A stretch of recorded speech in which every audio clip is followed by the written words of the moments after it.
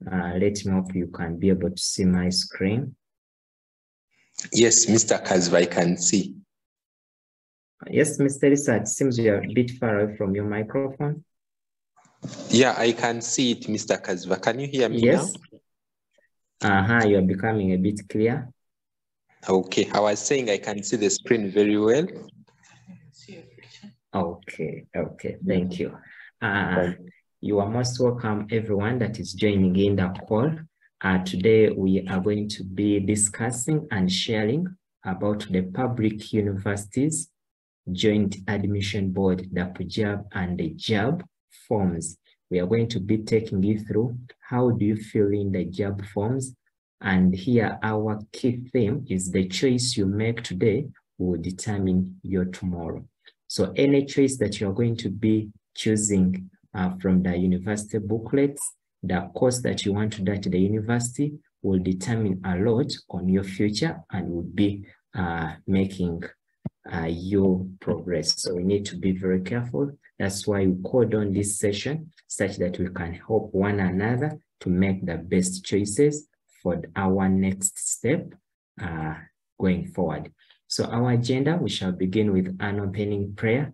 Then we shall have a presentation from Teacher Agnes and Teacher Elisa. Then we shall have a question and answer session. And then lastly, we shall have a closing prayer. For the teachers joining in, we shall go on and also show you where to obtain these PUJAB forms, how to fill them in, how we can assist the students, because this is a golden opportunity for everyone. And we don't want any student to miss out on this chance. Everyone here, like I told you that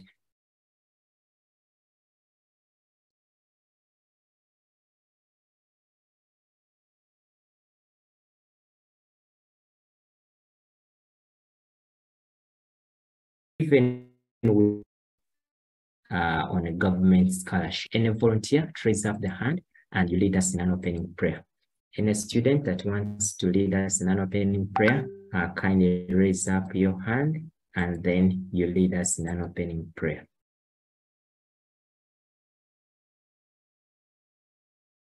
Any volunteer to lead us in an opening prayer, raise up your hand and then we shall take on you. Okay. Yunus, you can unmute. Teacher Yunus wants to lead us in an opening prayer. It's okay. Let's humble ourselves and we have an opening prayer.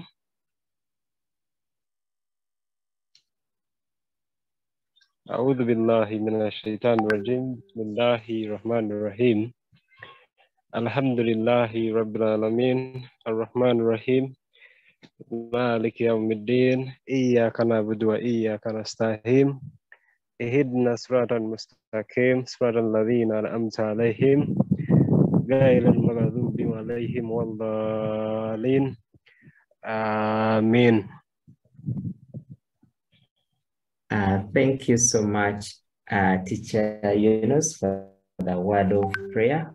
And allow me to use this opportunity to welcome you once again and welcome all the teachers that are joining this call. Thank you so much for joining. Our senior 6 candidates that are sitting next year and those that finished their exams, those that are in their vacation, we want to welcome you and we want to thank God that you are able to complete your exams successfully. Glory goes back to Him.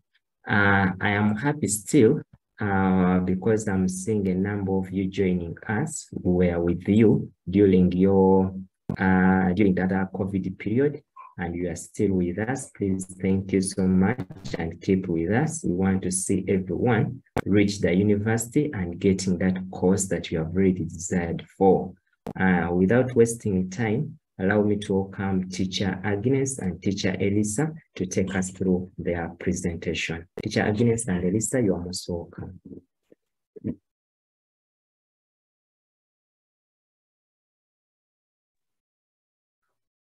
Thank you, Mr. Kaziva. I want to thank everybody who has joined us, and we pray that at the end of the day, we would have learned something about what PUJAB and making choices and everything to do with, joining a public university means it's going to be a long session. So we should brace ourselves for it. And we need to be very, very alert, such that we don't miss anything. We're about to start. I want everybody to get ready. We are starting. Maybe Mr. Masaba wants to say hello to somebody or to all of you. Okay. We are beginning. Hope I'm clear.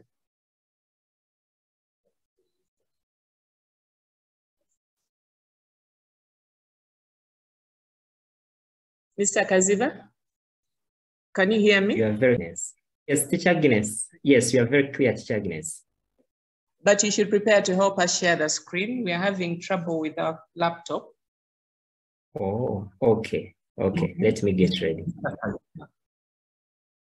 Mr. Kaziva. Yes, Teacher. Did you get the slides? I did. Probably. I'm trying to get the second laptop, but for now, let me use the phone tentative. The other is switch, but just in case. Okay, okay, Teacher.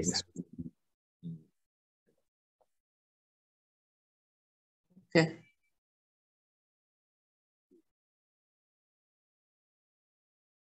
So we're going to talk about filling of PUJAB forms. But before we can start, we need to know why. What is the importance of a PUJAB form, or what is a PUJAB form? A PUJAB form is a form generated by Makerere University specifically, but it helps us apply for courses that can be given from all the public universities in the country. So it's our entry point to the public universities in the country. When you fill in a PUJAB form, you're asking for permission to be admitted on government sponsorship to any public university in Uganda. And I think that's why it's important to have a PUJAB form. Why a PUJAB form? Without it, you can't get access to those courses that are given or offered freely at any public university. There are several public universities, but information about how to get there and the courses that they offer are in the PUJAB booklet. Maybe I want to say that we have a number of public universities. There is Makerere University, there is Kyambogo University, there is Busitema University, there is Kabale University, Soroti University, Mbarara University of Science and Technology, Gulu University, Muni University, Lira University, and Mountains of the Moon University. So those are the universities that we are going to be applying courses from. They're the public universities from where you can get government sponsorship. And the details about them are in the PUJAB booklet, which I guess each of you has. In fact, I'm appealing that you get your PUJAB booklet and you also get your PUJAB form near you because we are going to use them. I'm also imagining that there should be a dummy of the PUJAB form somewhere near you. I don't want you to use the original PUJAB form. I want you to have a dummy of that form such that as we fill in, you also try to fill in and don't forget what you're supposed to be doing. So majorly, a PUJAB form is that form where we enter the choices of courses that we want to offer at university, and we are asking the government to help sponsor us do those courses. Why we are going to get government sponsorship? You're going to get a share of the cake, the government cake. You know, you also have a share because you're getting fees from the government. So it's very important. Now, these are some points that you need to have to note. This form must be submitted with evidence of payment of an application fee. You don't take it as an individual. This money is paid at school, and it's the schools that take the money, pay up the money, and then get the forms from Makerere and then bring them to school for you to fill. So it's not an individual thing, it's a school thing. 2, this form must be completed by all candidates who seek admission to the public universities through direct entry scheme on government sponsorship. I think that's what I've been talking about. Then 3, names to be used should be similar to those on your PLE certificate and then on your O-level documents.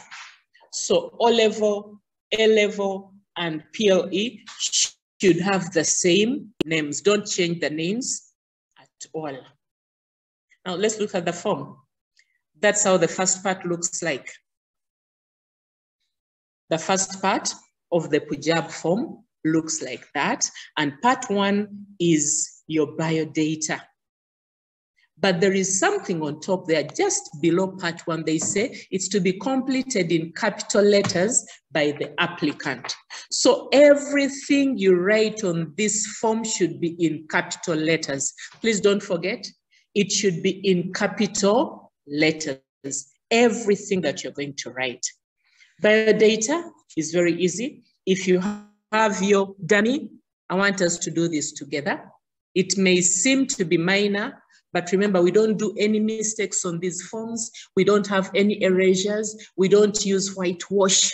So you have to be very, very careful. Let's use the dummies and we'll go together slowly by slowly. We want you to get these scholarships. So we don't, or we can't afford to have you make any mistake. That's why we're going to go through it together and at a very slow pace. Biodata. They're saying that all names must be written in full, no initials. 1A is the surname in full. My surname is Nabirie. So you could write yours. Maybe yours is Masaba. Maybe yours is Kaziba. Can you write the surname? The name that you get from your ancestors. Then B is other names in full. Remember capital letters. Now other names. My second name, or in English, supposed to be the first name. My other name is Agnes. So that's what I write there. But you may be having maybe 2 other names or even 3. Okay? You might be Agnes, Trisha, Wendy. Let all of them appear in full, no initials. I don't know whether we are together. Mr. Kaziba, am I still clear? Yes, you are very clear. Maybe let me allow them to unmute and then they can tell us. Yes, you're clear, madam. Thank you very much. Now we go to part C. It's very important. Year of A-level examination. That is 2022. I think. When did you start your A-level? You've just started, so it's 2022. We go to D, name of school. Mine is Mbale Secondary School. What is yours? And ensure that you write the correct name. Some of you have a tendency of saying Mbale Senior Secondary School when it's actually Mbale Secondary School. So get to know the right thing. You may say Iganga Girls School when it's actually Iganga Secondary School. Another may say Iganga Girls Senior Secondary School when it's actually Iganga Secondary School. So get to know the right name of your school and please write that. Part E, indicate are you male or female? It's very important. There are names that seem to be for men when they're actually for women. So indicate clearly. Put a tick where you belong. If you're male, put in the first box. If you're female, put a tick in the second box. F is A-level index number. A-level index number. This should be in full. If you are in maybe Mbaleses, it would be U0051 stroke maybe 501. That would be the first candidate. Put the center number and then your number, both of them. U0017 stroke 501. That would be for Uganda. So it depends on your school. Put the right thing. Hope we are together. We continue? Yes, please. For that feedback. G is date of birth. We start with the day. That is 1st or 21st or 31st, that day when you are born. Then the month. I was born in November. So you put either 11 or you put the word November. But remember, it's capital letters. Please don't forget capital letters and then the year in which you were born. Start with the day, then the month, and finally the year.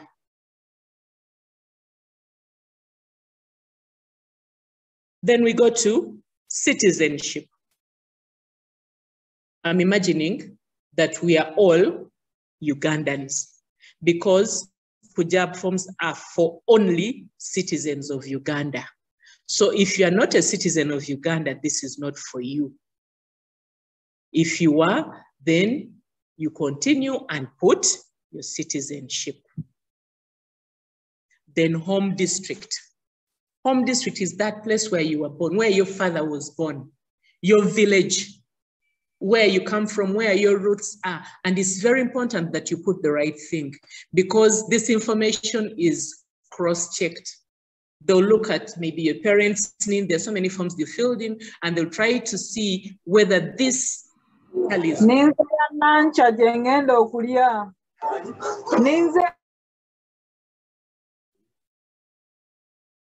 Okay. We are sorry for that mishap. Home district, the place where your parents are born, your village, where they bury you. In Africa, we have those places where they bury us. It may not be where your home is currently or where you're staying in town or something like that, but your village, that is your home district. Okay, I'm imagining we've all finished doing the biodata and we are good to continue. If there is any question, you please raise your hand up and we do it. Somebody has the hand up. iPhone, please ask. Good afternoon, Madam. Good afternoon. So I was inquiring if this home district, I put the name of the district or I put the code of that district that was provided behind the booklet. You can start with the, you can put the name. It's then okay. I don't put the code. Okay, thank you. But if you've seen the code and you want to use that, it's fine. They'll still be able to identify it. Okay. So there you can use what you want. Thank Dr. you. You shied away. There is a hand up, but no name. Please unmute and ask. We want to run through this very fast. Good afternoon, madam. Good afternoon. On the citizenship, what do you write? Is it Ugandan? On the what? Citizenship. Citizenship, Ugandan. Because I'm imagining you are a Ugandan citizen, these PUJAB forms are for only citizens of Uganda. Yes, Emmanuel?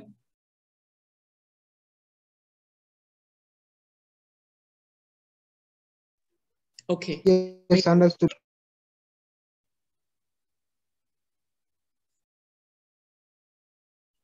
Is there somebody with a question again?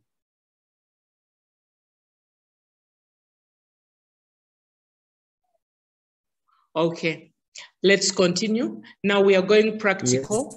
I want you to get your forms such that you see what I'm going to talk about. You need the PUJAB forms with you now. Are we ready? I can see a hand. Or maybe somebody has forgotten to put it down. Hello, Madam, I was asking if the name of your school begins with the word saint, should you write it as initials ST or in full? It will be ST, I think, this time, because that's how it's written. Okay. Yes, any other question? We want to move on. We have a lot. Yes, Isaac, ask. Madam. Isaac. Okay, Eric, you can ask first. Madam, I on the part of where they have indicated the sex. Do I put there like a small tick or? You put a tick in the boxes that are put there. If you're female, okay, there is a box besides female. If it's male, there is a box besides the word male. Okay, thank you. In there. Thank you, madam. Someone talked about booklets. I can hear other people are talking about, you are talking about people having their forms with them. I fail to understand, are people having already those forms, or we are just going through the process? Those who will access them will fill in. Thank you. Okay, thank you for that question. A school is supposed to have bought for you. You are supposed to have paid money to the school, and the school should have bought for you a form, which we call a PUJAB form, and then a PUJAB booklet. The PUJAB booklet has the information that you need before you can fill in the form. And we ask you people to come with that. But Mr. Kaziva gave us a soft copy. It may not be for this year, but it is good to use. It can help us understand what we want to do. Did you get it? Yes, I got the one which he... Okay, we have that booklet. Maybe if you don't have it in, you've not printed it out, you can just try to understand what we are saying. Then when you go back, you look at it and do what we've told you to do. But for the PUJAB form, you need to have it such that you can understand well and clearly what we are talking about. Do you have a way of accessing that form? It could be on your phone or on your laptop or something. Yes, I can get it on phone. And Mr. Kazva, you could help me see the okay, people that are asking.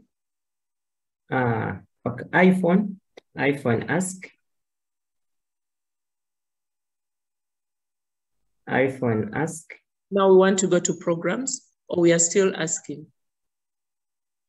Okay, Teacher Agnes, I wanted to share and we check whether everyone is on the same thing we have been talking about. I was trying to feel here something. Very good, Mr. Are you expecting us to be on that page? Yes. Yes. And they should do something similar to what you've done. That was very beautiful. Thank you, Mr. Kaziva. Okay. Okay. Lisa? Before we go to part 2, programs, there is something I want to share. Okay.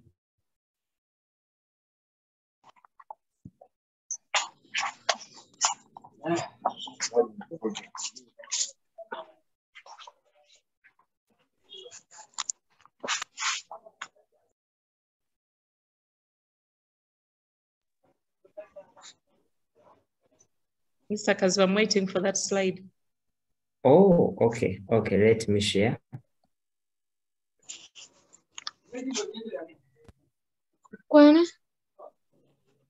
Flat. Just a minute.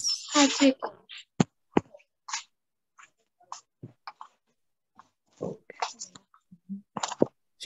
Agnes, we continue? Yes. Okay. The next part is on our forms is programs applied for. What are these programs? These are the courses that you want to apply for from the universities. But these programs don't come, we don't write them in this space because they won't fit in. They come in forms of codes. Which codes we are going to look at?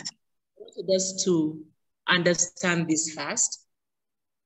Under university programs, you're going to be given 10 programs or given a chance to apply for 10 courses, different courses. The 6 of these are on national merit. It will depend on how you've performed. If you qualify for them because you've performed well, then you'll be given these courses. That's what we mean by national merit. If you've excelled in maybe sports, or if you are under a special needs program and they give you that kind of scholarship, then we call it national merit. But there is also what we call the district quota. I'll talk about that, but this is for you and it comes from the district where you come from. You should have been born in a certain district, from that district, and you are doing exams from that district. Then you'll be able to grab this opportunity to get the district quota,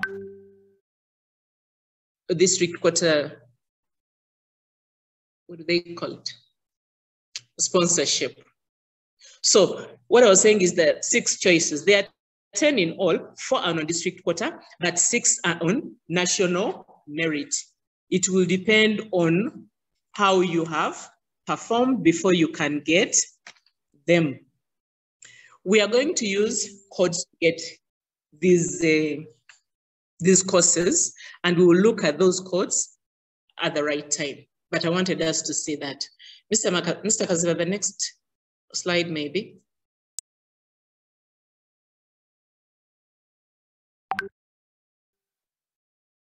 Okay.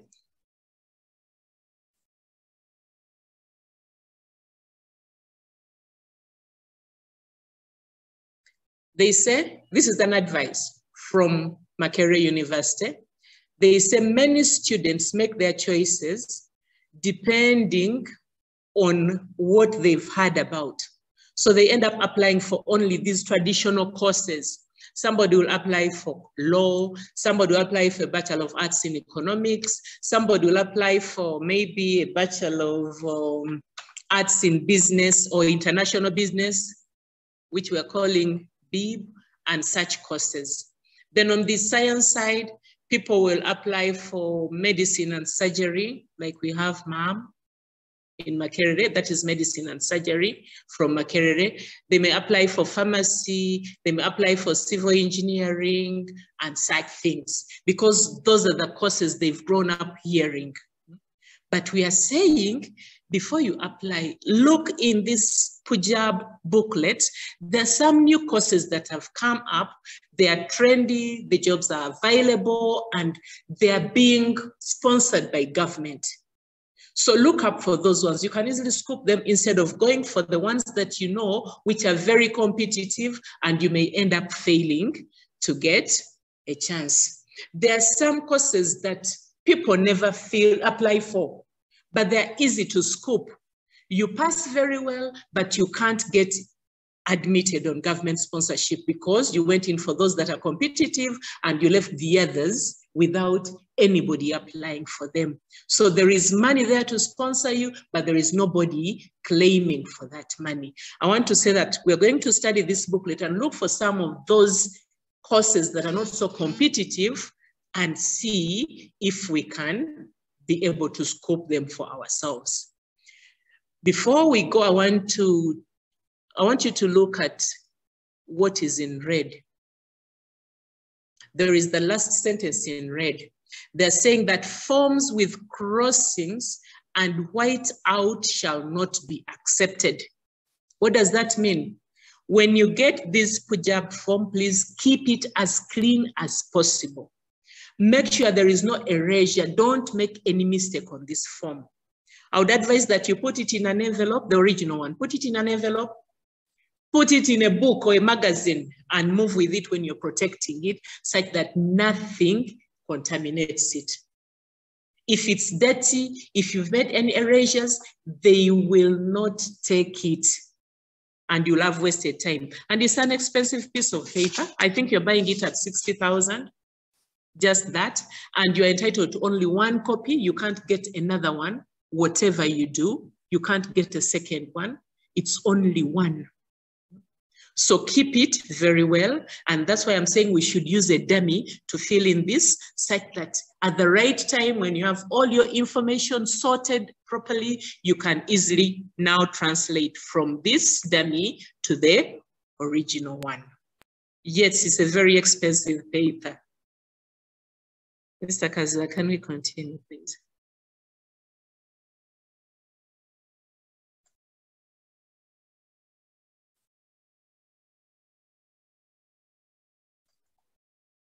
Okay, we are supposed to go to those tables and do the filling in, but I want you to understand certain things before we do that.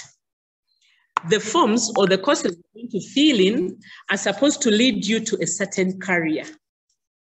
You're going to fill in something which will make you study in order to become a professional in a given career. So I want to guide you through what you need to know before you choose the right career. One, make a list of all the occupations you want. You know, it's okay to want to be so many things. You're like, I want to be a doctor, I want to be a surgeon, I want to be a lawyer, you write all of them, the things that you've ever dreamt of becoming.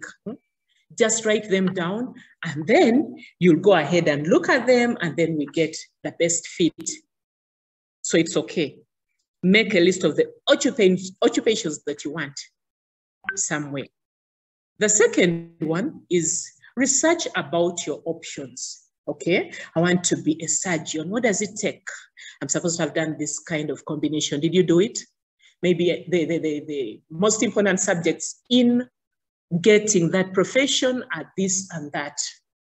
So are you good at them? Do you think you can make it? You can get the right marks in order to excel that side? You know, look at all the options and see, do they fit in what I want? So in your 5 or 10 professions that you've already put down, now gauge yourself and see, of the 10, how many can I easily fit in? Maybe you will end with about 5, and you continue. As we go on, you continue listing, checklisting, whatever you have to see what will be the best for you. Next is talk to people in the field. You want to be a doctor? Talk to a doctor, ask them, what does it take? What do you do?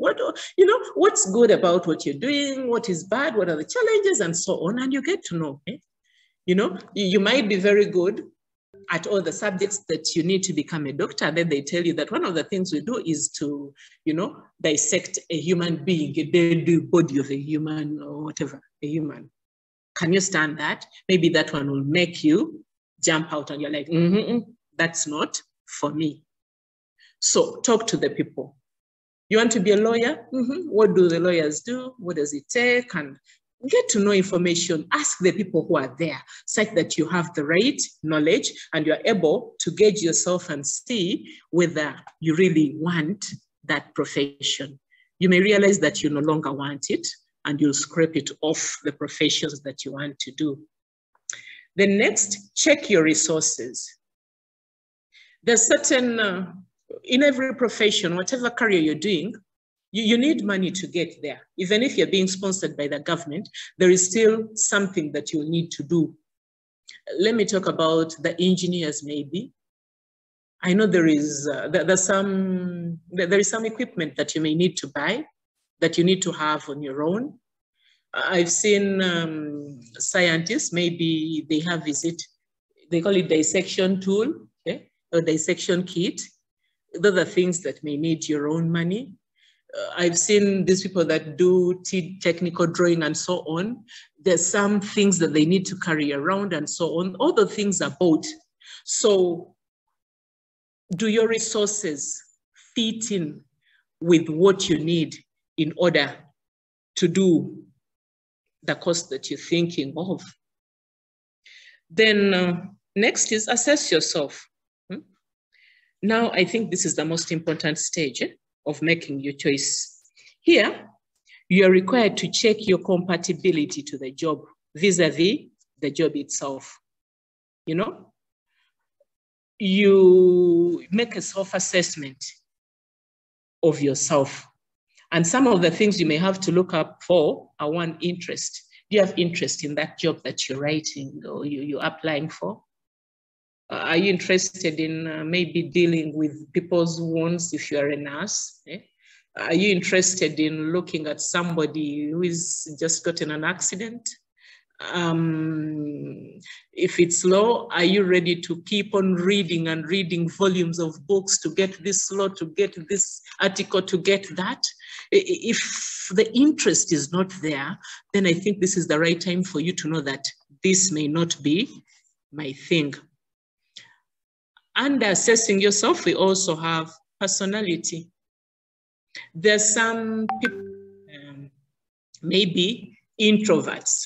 You don't associate with people so much. Maybe you're better off associating with machines. I've been with people who will be on their computers or their phones throughout, even when others are around them. For them, they are not there, they're in their own world. They don't want to talk, they may be shy, but if you read what they've written or what they've done with their computers, you'll be like, is this the shy person that I know? Then there are those people who want to be amongst others. All the time they're talking, they're shouting, they can't do anything without people around them, the extroverts. So which is your personality? Do you fit in? If you don't, then it might be trouble. Get a personality that fits in the kind of occupation that you want. You might be maybe a shy person. Do you think you can work on TV? Maybe not. You may want to be a reporter and you have to report about people and get information from people. Can you do that when you're an introvert? Maybe not.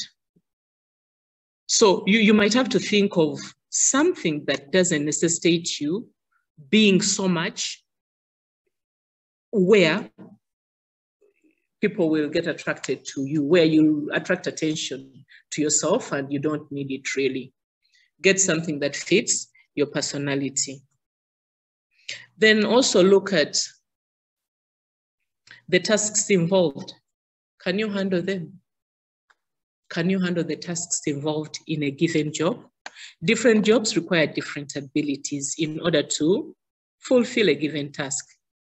For example, somebody in the army has to always be on the move. You know, you have to run up and down, you have to do exercises, you have to do this. So you have to be physically fit or you should be ready to do physical things. Are you ready to do them? If you can't, then maybe the army is not your job. You want to do something maybe in journalism, you have to look for news everywhere, you have to move a lot because the news will not come to you, you have to look for the news. Are you ready to move to distant places just in search of news? If you're not somebody that loves traveling and so on, maybe that one may not be yours. Then Does the job tally with your financial targets? I know we get jobs because we want to earn, not so? Let me say you're a teacher, an arts teacher, and the money that is coming in as salary is not good enough. You think you can handle that? Is the interest really there that you can afford to get little money, but get satisfaction from what you're doing? Or do you want that which will bring in money? So if you want to be a teacher and you're interested in money, maybe you go the science way and not humanities, because it's the other side where the money is, and this side the money is not there. But I want to say money doesn't come because of salary. I'll talk about that later. As long as you love what you do, the zeal is there and the passion is there, you can do anything and get the money. But you have to think about it. Then we also have to look at the job availability.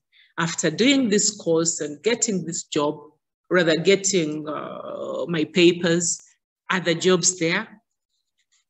Can I get maybe a government job, or a paid up, a salaried job? Or I need to hustle and find a way of, surviving. So think about all these things before you fill in these forms, because you may study something and then abandon it after wasting all that time studying it. So get to know the things inside you before we can go into the real business of filling in that form of the choices that we want to make, the courses that we want to do in order to become professionals in any given area. Then we also have to look at the qualifications. It's good that we fill these forms after we've done the exams. You have a crude idea of maybe what you're bound to get. You're doing maybe PEM. You know that in physics, maybe I will get a C. In econ, maybe I'll get an A. In maths, maybe I'll get a B. You have a crude idea. So if you have that idea of how you've performed, now the qualifications come in. I want to do medicine, but I'm expecting a D, a C, and a D. Will I qualify for this? Maybe not. Now, if I can't go for medicine, where might I go? You look for another course that is, somehow oriented to medicine. Maybe you go into nursing. Maybe you do something else that is in the medical field. So qualifications. All this should be put into consideration before you start putting anything on your form. You may want something when the competence is not there. The interest is there, but the competence is not there. Okay, Mr. Kazba, can you look at the next slide? Okay, maybe I saw something a little related, misconceptions about careers.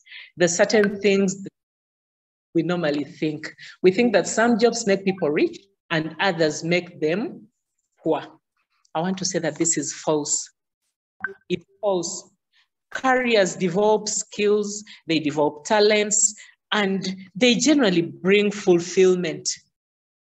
If you love what you are doing and you do it with the zeal, I'm very sure you can become rich. Utilize what you have and what you love and do it with passion and do it very, very well. You'll definitely become rich. So we can't say that some jobs can make you rich and others will make you poor. No, you can thrive from any given job, as long as you're doing it the right way with passion and putting in the very best of what you can. The other misconception is that teaching is not a good career compared to others. I want to say that teaching, I'm a teacher myself, teaching is one of the best professions in the world. There is a lot of fulfillment you get from teaching. And of late, there is a lot of money that you can get from teaching. But even without money, there's so many good things that come from teaching. One, you can change your profession at any given minute when you want it. Two, your brain remains okay because you are ever exposed to reading, new trends come in, you get access to new information because it's you that is supposed to teach it to the youngsters. In the process, you're also learning and learning and learning. That's why you'll find that there is an old teacher, but who knows a lot about the world than you, who is maybe young or something like that. Then you are working with people, you are bettering people, and there is nothing that brings happiness to a person than helping another become better. So that is the lovely thing about teaching. You may have all the money, you go to hospital and pay everything. I may not have all the money, but I have this social support that I've, been collecting for a while, that if I went to hospital, I would not fail to get somebody that I've taught, and they will help me get what I want without me buying it using money. So you can't say that teaching is not a good career. I feel it's good, but it depends on the person. It depends on what you value as a person. So I want to say teaching is a good career. It's not that bad. Maybe monetary wise, but even there, so many teachers are very rich because they're using their knowledge in the right way with the passion, and they're getting the money that they need.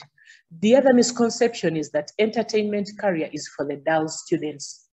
I think we all know that there are very many people now who are DJs, who are actresses and actors, who are doing all sorts of things in the entertainment field, but they have their degrees.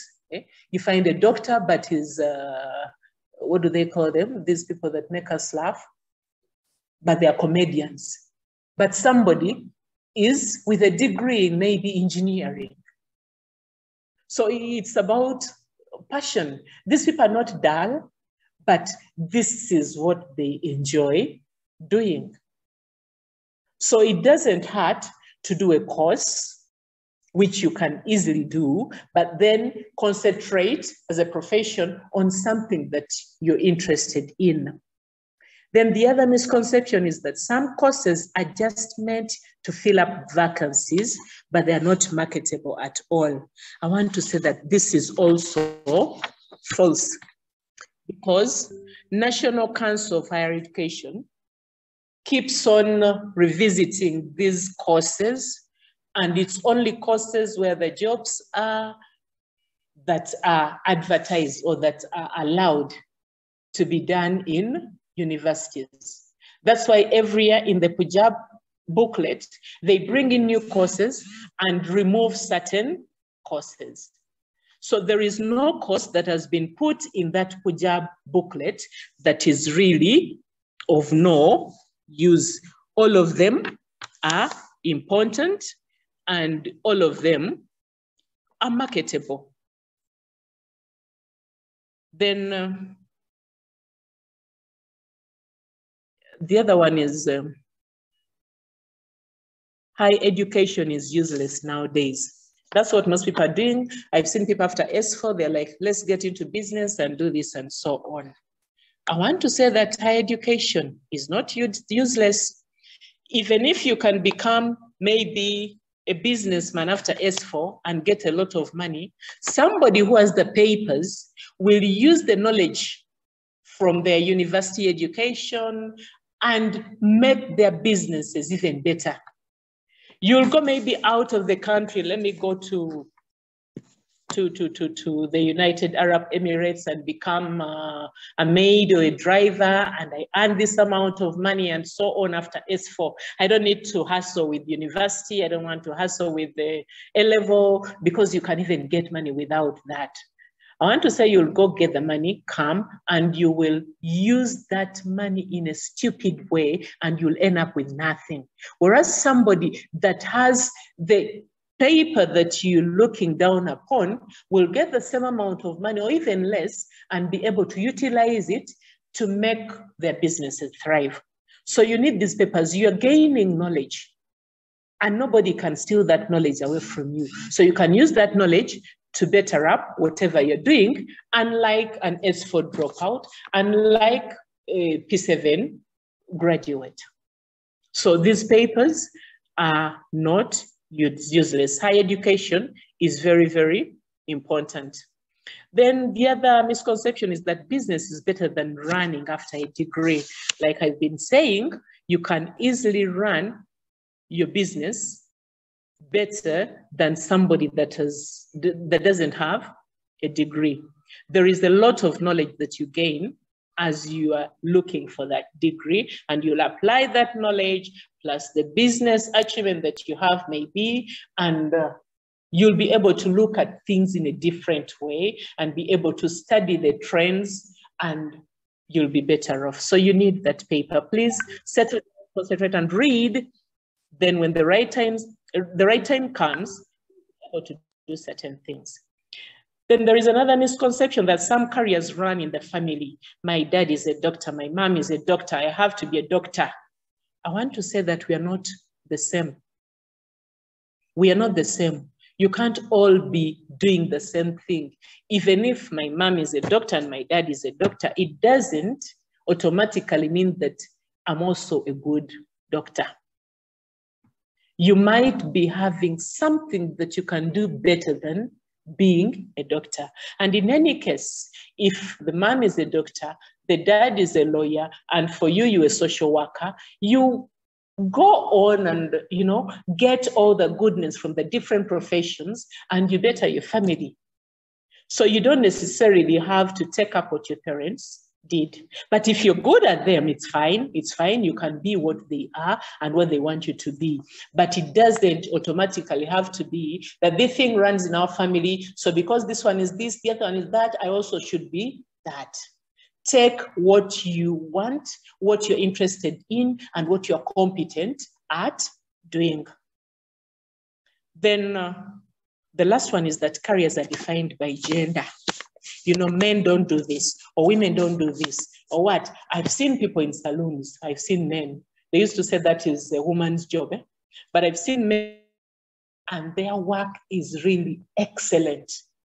That whenever you go to a salon, you're like, it's the man that will work on me. Because, I don't know, that there is something they put in, I don't know how to call it, which maybe the women may not be able to do. I've heard that chefs are supposed to be, or cooks are supposed to be women. But we've seen that in most men. What does that mean? It's no longer a gender thing. It's no longer a gender thing. You can do it. If you know you can do it and you have the passion for it and you do it with all the zeal, you can come out well. So basing or being stereotyping and saying, because this is meant for men and so on, don't put those gender roles, don't attach them to jobs. The jobs are for anybody. As long as you can do it, then I believe you can, and then you can apply it. It's possible. It's possible to do what you want to do. Mr. Kasba, can we continue, please? Now, there was that question. Essential, relevant, and desirable. What do these words mean in connection with filling of PUJAB forms? An essential subject is extremely important, or a subject that is necessary for a given course. Let me say you want to do medicine. What are some of the essential subjects, the most important subject, extremely important subjects that have to be there? To do medicine, you have to know something about the person, the anatomy of the person, and so on. And I think that is biology. Without biology, you cannot do medicine. Then you need chemistry because you're going to treat maybe a person. So you're going to use chemicals. How do these chemicals react with the different parts of the body and so on? So biology, chemistry are very important. You can't do without them. So those will be the essential. In fact, when you're doing medicine, the essential subjects are biology and chemistry. Then there is what they call a relevant subject. This is one that is closely connected to what is necessary. It's appropriate. Maybe you're doing BCM and you want to do your medicine. We've said chemistry and biology are essential. They have to be there. But it's also appropriate to know some maths, because if you're giving maybe the medications, I've seen something like 2 times 3, yeah? Maybe you take this 3 times a day, maybe you need a 500 grams, or you need, is it those measurements and so on. I think they come in with the mathematics. So if you know some maths, it will blend well with the biology and the chemistry to make you a very good doctor. Meaning, if you're doing BCM, biology, chemistry are essential, then mathematics is relevant. You need it because you're going to do some calculations and so on. You're putting somebody maybe in anesthesia. How much of this do I need to put into that person such that he will not die? He will remain dormant but not dead and so on. That's where the math comes in, I think. So it's appropriate. It's a relevant subject. Then desirable subject is one that is useful. It's attractive and advantageous. Somebody that is doing BCM, I think, has to do GP. GP has a component of comprehension. As a doctor, you need to read and understand. That's where the comprehension comes in handy. Read and understand whatever you're going to do. Then there is something to do with bettering your speech, your communication, and so on. You're going to communicate to people, help them understand what is ailing them. So if you know how to speak well, if you can communicate well, which you can get through GP, then I think that is also very attractive and beautiful. Then maybe you might be doing ICT on top of the GP. You can now simplify whatever you're doing. You use a machine. There is a machine that shows how the heartbeat is moving. There is a machine that can even read the person's mind and tell you that this one is depressed and so on. There is a machine that can help you do so many things. If you're lecturing and you're using maybe your laptop and so on, I think that is attractive. It's very beautiful and it makes work easier, which is an advantage. So these are desired subjects to back up the essential and the relevant. I think plainly that explains what they mean by essential, relevant, and desirable. Now we want to go into calculating. Like I said, you have to know your qualifications. Before you do the filling in of the JAB form, you have to do a crude calculation and gauge where you might be, such that you can think that I think last year and the other year it was at this weight. Maybe when I'm within this range, I think I can be able to scope this. So we need to know how to calculate. You're going to calculate. You know, you have a rough idea of how you performed. So you're going to calculate and see where you fall such that you are able to gauge which courses you can apply for and which courses you shouldn't apply for. Because if you just put there anything that comes to mind, you may end up losing all the 6 chances that you have to get a course that is going to be paid for by the government. Okay. For every essential subject that you have, we multiply what you've got by 3. For example, you've got an A. An A is equivalent to 6. So they'll say 6 times 3. And that will be something. I think it's about 18 or something like that. For any relevant subject, the subject is relevant to the course that you're going to do. You will multiply that what you get in that subject by 2. And for the desirables, by 1. But since each of the desirable subjects attracts a 1, so the 1 remains 1 because it will be 1 times 1. Then when you're calculating, you also get something good from your O-level results. If you got any distinction, that distinction will be equal to 0.3. So if you have all the 10 distinctions, all in O-level, you got only distinctions 1 and 2. Each distinction is 0.3. So it will be 10 times 0.3, and you get something. I'm not very good at math. I'm English. I only know how to talk, okay? If you have any credits, each credit that you got at O-level will earn you a 0.2. If you have 5 credits, so it will be 5 times 0.2, and you'll get something. I don't know what you'll get. Then if you have pass 7 and pass 8, each of those passes earns you a 0.1. Each pass is 0.1. And if you have an F9, it earns you nothing. It's a 0. So you'll have to look and you'll have to know your O-level grades, and they will be used to add something on what you're going to do at A-level. I think that is good.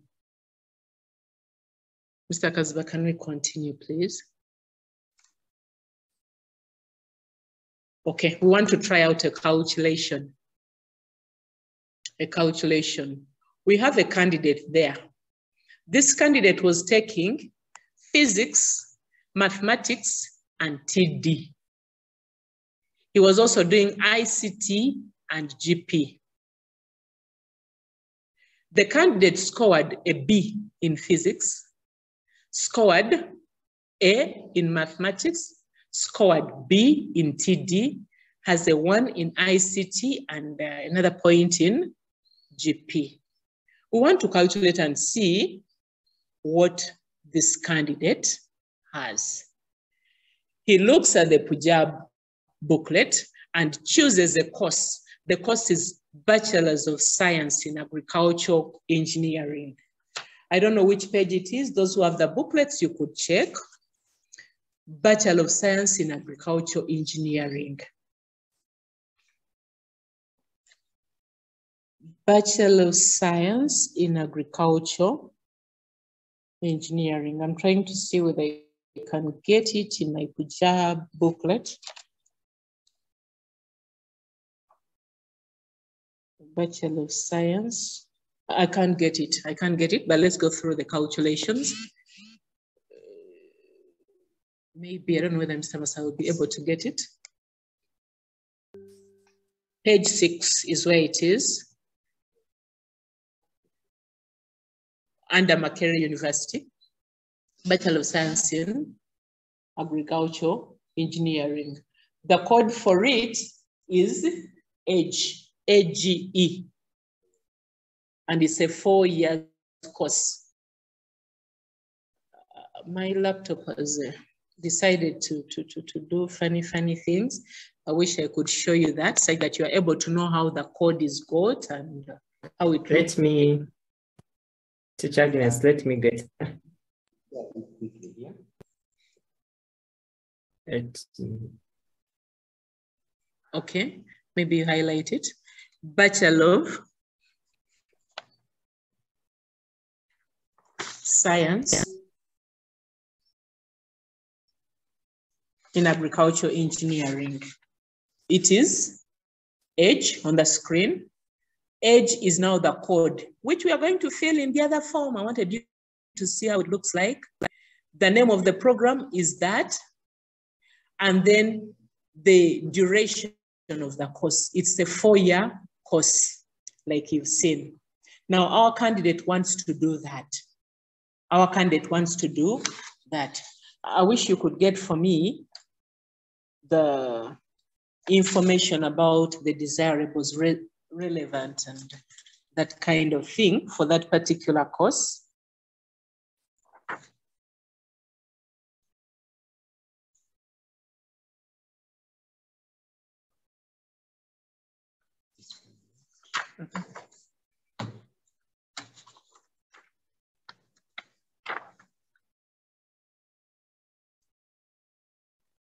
Okay, let him be looking for it. Mr. Kazba, you can add our calculation. We could continue calculating.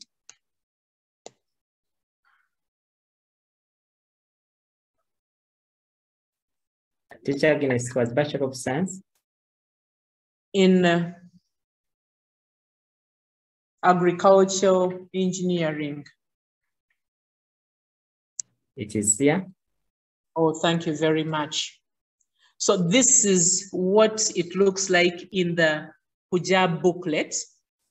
The program is BSc Agriculture Engineering. The essential subjects are mathematics and physics. That's what I was looking for. The essential subjects in this combination is mathematics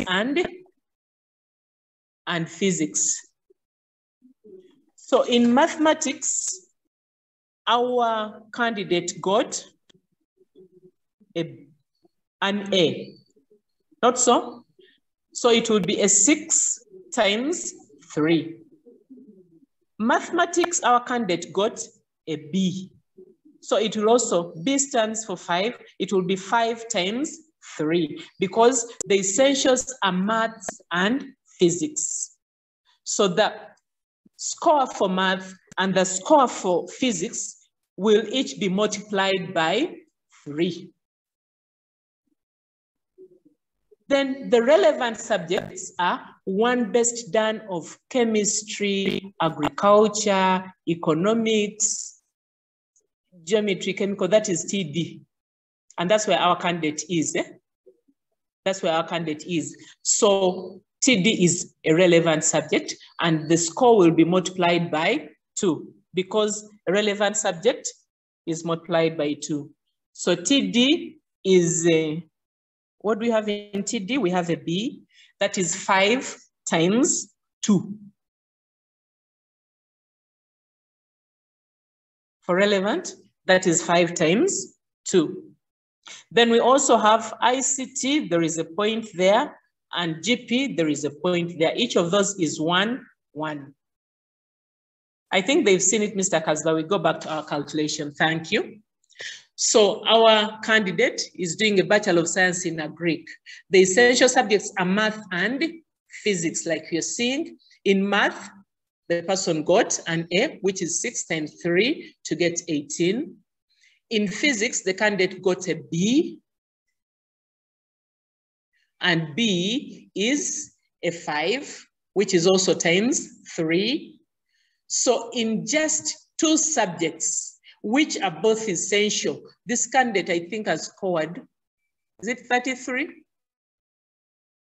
I think it's 33 already. For only 18 plus 15 is what? Thank you, Mr. Kaziba. It's already a 33 for the essential subjects. Then relevant, we have our TD. And in TD, this person has a B, which is 5. 5 times 2, which gives you 10.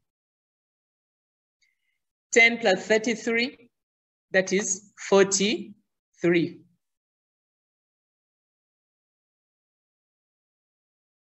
It's already 43.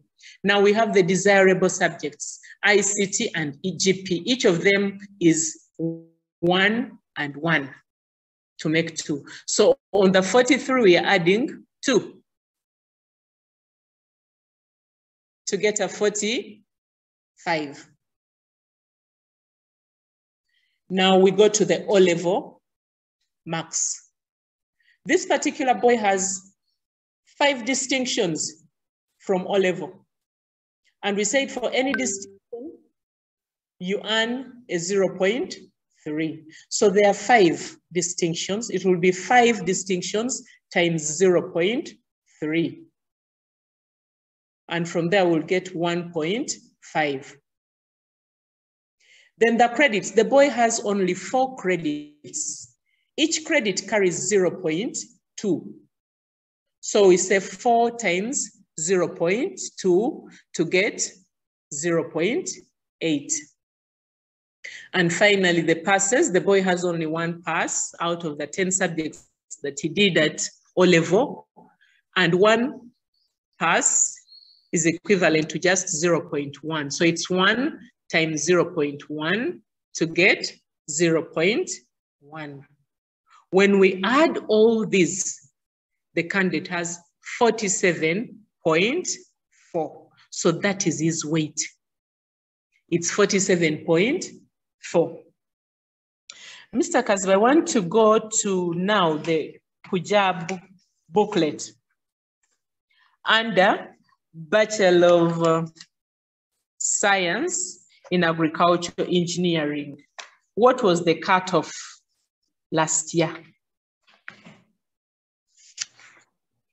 The cutoff last year, I don't know that you can get it.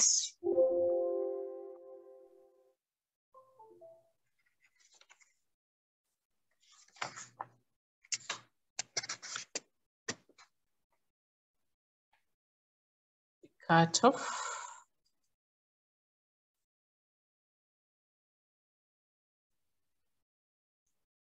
Is it there? I can't see it. No. That second thing that you removed before putting this, yes? Where is it? Where is it? Where is it?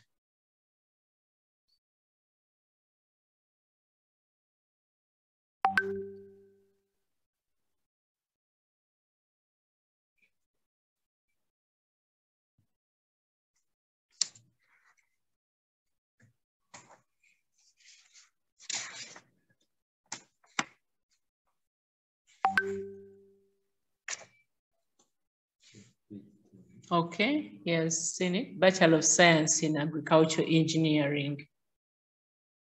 In the first two columns, 33.1 was for boys last year, and 19.1, no, it's the other way around. 19.1 was for boys last year, and 33.1 was for girls. Mr. Kaziba, I think it's the other way around. The first one is for girls, then the second is the one for boys. Yes. Girls, boys, not so? That, eh? Okay, let's start from the very last one.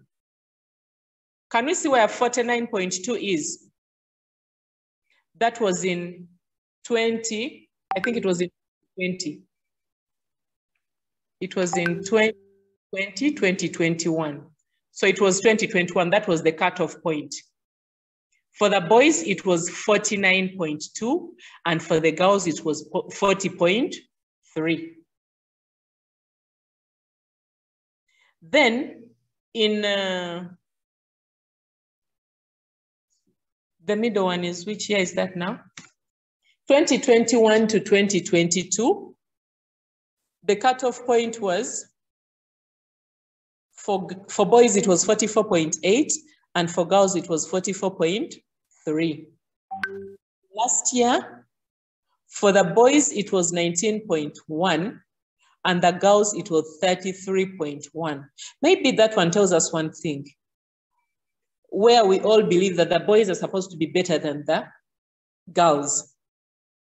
So last year, the girl with the lowest mark for that course got 33.1.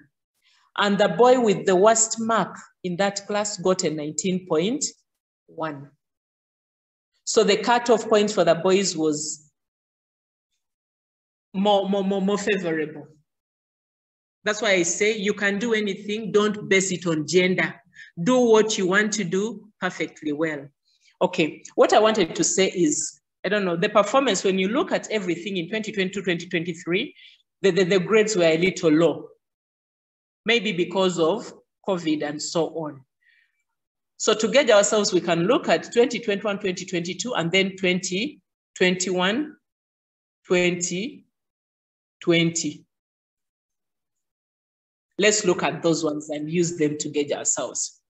If I want to do this course, in 2021, for a boy, it was 49.2. If I calculate crudely, Am I anywhere near that? Maybe what I want you to know is that the cutoff point means the last person in the people who did that course last time got that mark. So the lowest person is the one that got the 49.2 that year. That's why we call it a cutoff point. The lowest person among the girls got 40.3. Muliowa has a burning question. Let's hear it.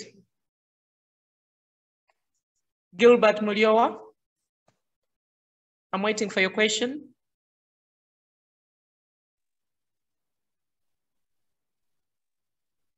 Maybe you forgot it there.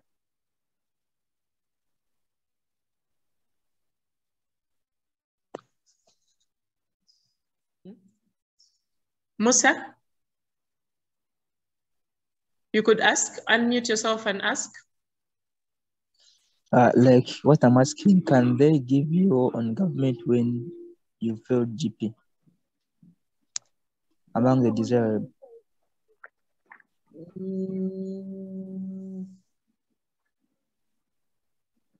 I think they can, but it's something that you need to pass because it's attractive.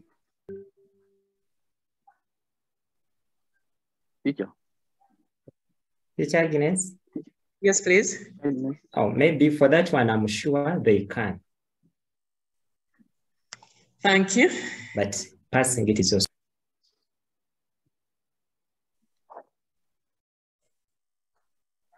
Somebody's asking a question here, and that one confuses me. Who are the candidates of 2021, 2022? Who are the candidates of 20? Those years have really been muddled up. Mr. Kazwa, you want to help me answer that? I know those of 2020, 2023 are those who sat last year. Then those who sat before them are the ones of 2021, 2022. And then the other group is that one, 2021. Thank you, Teacher Agnes. I'm seeing very many questions coming in. We can first take them on. So what do we do? We first answer the questions or we finish the calculation? Okay, I don't know. What do you think? We finish this and then they ask. Okay. Okay, we were looking at this in order to help us gauge where our candidate falls. Our candidate has, what mark does our candidate have? It's a 47, I think. Was it 47? Yes, our candidate has 47.4. Now, when we look at those years when the thing was really high up there, we needed something. If you're a boy, you needed something that is slightly above 49. Slightly above 49. So if you have 49, you have 50 or 49.5 or 49 point, somewhere in the middle there. You can risk and put that. If you're a girl, if you have something slightly above 40, maybe you're 42, 43, you stand a chance. When we go to 2021, 2022, the boys have 44.8. So it came down. Somebody who has 45, I think can compete. They have a very high chance of getting that course. And then for the girls, it has gone up 44. So you need something like 45 also, something like that. If you're between 44 and 47, I think you're good to go to take this course. I'll not take the ones of last year because they are too low. And because they are low, very many people are going to apply for this course. They're like, even with 19.1, you can't get, so people will go for it. As a girl with 33, I can get, so you go in there. The competition is going to be stiffer this time. So to be on the safe side, you need 44 and above. Now back to our candidate. Our candidate has 47.4, and that's the course that he has chosen. I think he's good to go. There are all chances that he'll be able to scope this course.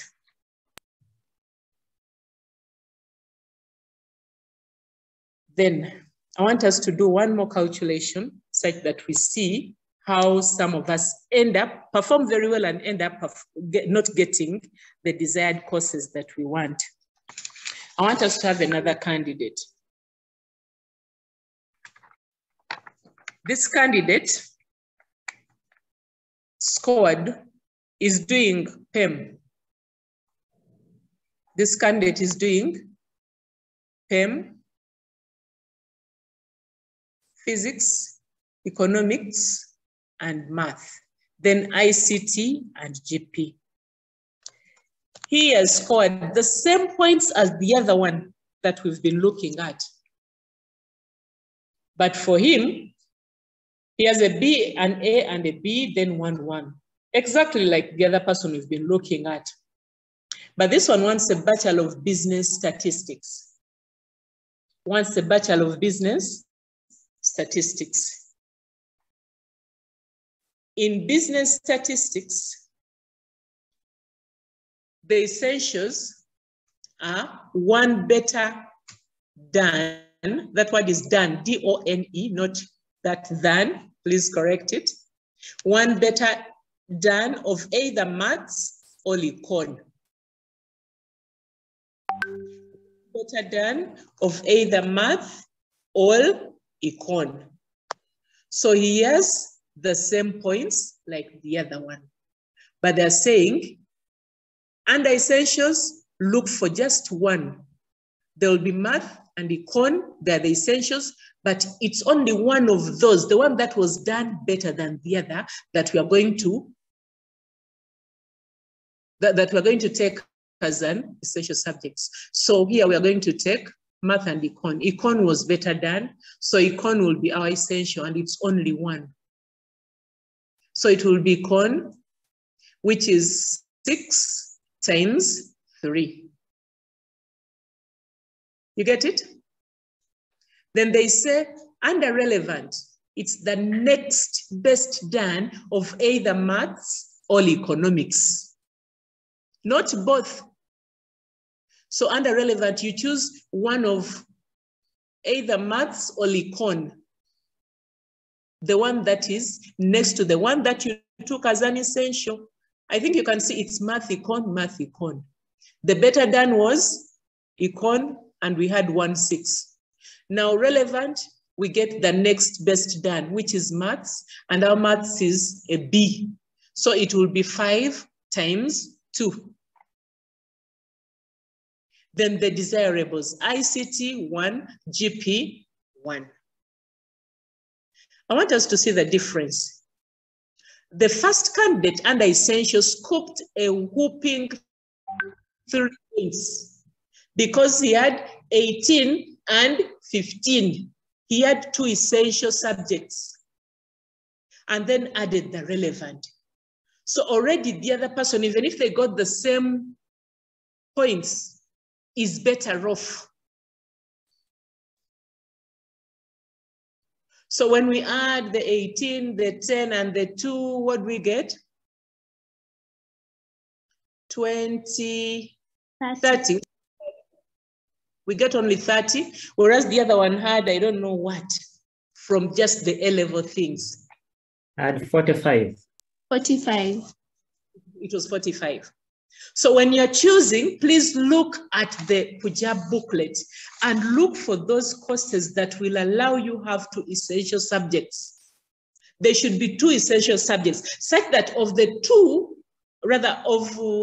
3 subjects that you're taking, at least 2 are multiplied by 6. And then ensure that there is also a relevant. You know, if this boy did PEM, so they've been awarded, he has been awarded economics and maths. There is physics, which he really labored to read, and he got a good B, but it's not considered anywhere here. It's not essential, neither is it relevant. I want to say that maybe he performed it well, but it has not helped him. He has not been awarded for doing it. So as you're checking in the booklet, look for a course that will ensure that all the subjects that you did will earn you something. And look out for those courses where you have at least 2 essential and 1 relevant. Be very careful. Don't just choose anything. You may think that, no, this one is a little low. It's low, but getting, you can't compete with one that has 2 essentials and for you have only 1 essential. The other one had 47.3. This one has only 33. Even the O-level is similar. 5 distinctions, the 1.5. 4 credits, the 0.8. 1 pass, the 1 point. But when you add, he has 33.3. Whereas his friend that they have the same mark with has 47.4.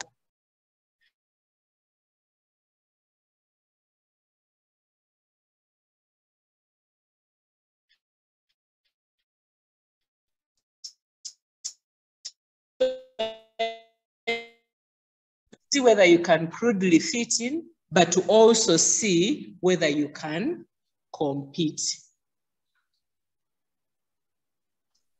There is something else that I wanted to say, that when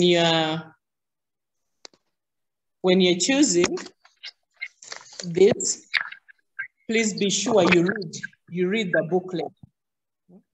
Read the booklet and ensure that you have that advantage. Take advantage of every opportunity that there is to get what you want from this. Okay, maybe we can listen to the questions before we go to another slide. Betty? Betty, I saw your hand up.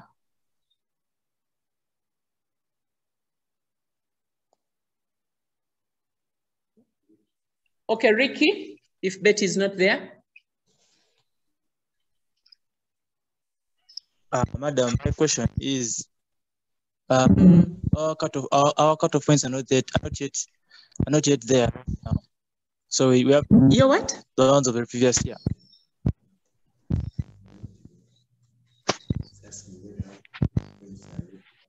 Your cutoff points cannot be there because they'll come out after they've admitted you. The person who gets the less marks for that course that you'll go for is the one that will determine the cutoff point. His or her marks will be the cutoff point for those who are coming in next year. So yours are not yet there, but you use what is there to gauge yourself and see whether you can really compete. That's why they give you 3 years behind you to see the trend and be able to guess what yours might look like.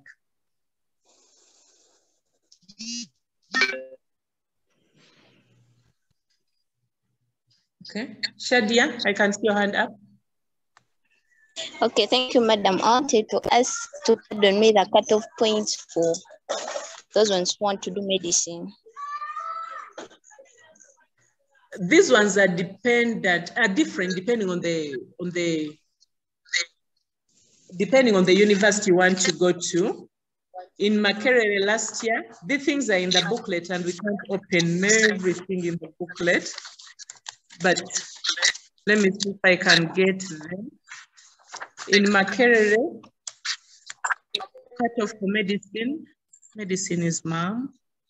Where could it be? Help me. Mom.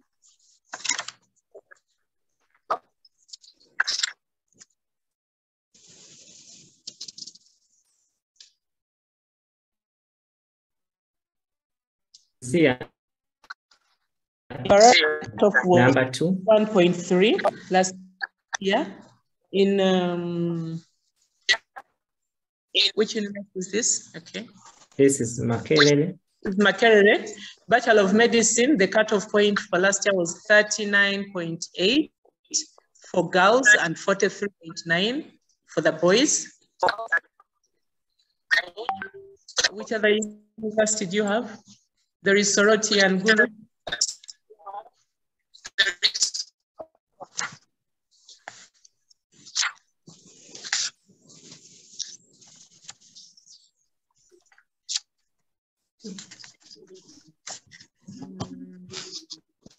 Jambo. Jambo doesn't have. Doesn't have. In Gulu, it is GAM. In Busitama, it was, what is it? Cutoff. In Busitama, it was, last year, it was 40.3 for girls and 41.5 for boys. Gulu University, it was 41.3 for all. And the other year, it was 49.4. So I think you can see it keeps on changing. And when you're choosing, that you would choose the university that is, that has the lowest cutoff points. You may find that in, like here, this is Gulu, it's 41.3. Then you go to Makerere and it's maybe 49 point that, and you go to maybe Soroti and it is 37. So why not ask for medicine in Soroti? After all, they are the same papers, they're the same lecturers, and the papers will carry the same weight. So you can look for the same course from the so many universities that we have and get the one that is more favorable. Instead of all going and competing, because you want to go maybe to the city, everyone is looking at Makerere, we want to go to the city and so on. At the end of the day, they won't say that the doctor that studied from Makerere is the one that will be, you know, given a job here, and the one from Soroti will not be given. They're the same exams and everything. So look for the one that is most favorable, where you will compete. Godfrey, please ask. Okay. Madam, I was saying that my network is not okay. If they can help and they forward them, my network is not okay. Some of them have not had them. Okay, we have a recording. Hopefully we'll send it to you. Okay. Then Paul.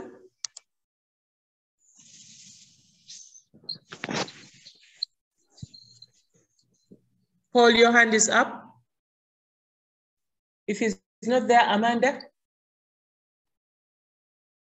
Amanda, unmute and ask. This is Paul. Okay. My question was from the calculation you just did about a business stat. You were showing us that the third principle is not considered. Yet I could see from the cutoff point required to be enrolled, you had to get something like 40 from the cutoff point required to be enrolled for that course. You had something like 47 point something. It was supposed to be 47.7. Yes. So my question our candidate, I think, is 33.3. So whichever way you look at it, he may not qualify. And if you are to look in the PUJAB booklet, last year and the year before last year, no candidate was taken for that, meaning they didn't qualify. So it's the other year that somebody with a 47.7 qualified. So, madam. I think that is really tricky. Madam. Yes, please. Yes, I was looking at the calculations. Even if somebody maybe even got 10 distinctions and maybe 20 at A level, their total weight still can't match to that cutoff point that is required. So I'm wondering if the third principle is not considered, how they can raise that sum of cutoff points. That's why I said, don't dare where angels can't dare. If there is a course that has 2 essentials, why would you go for one that has only 1 essential and 1 relevant? After toiling with your physics for 2 years and they don't, you know, it's not accounted for anywhere. I don't want to use the word wasted, but would say it's been wasted. Why do you go there? Get another course. All right.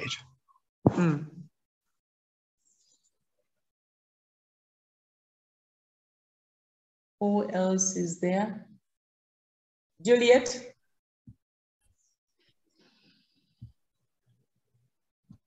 Juliet, you have a question? Was sent by Juliet? Or you've changed your mind? Okay. Mr. Gazwa, let's continue. Okay.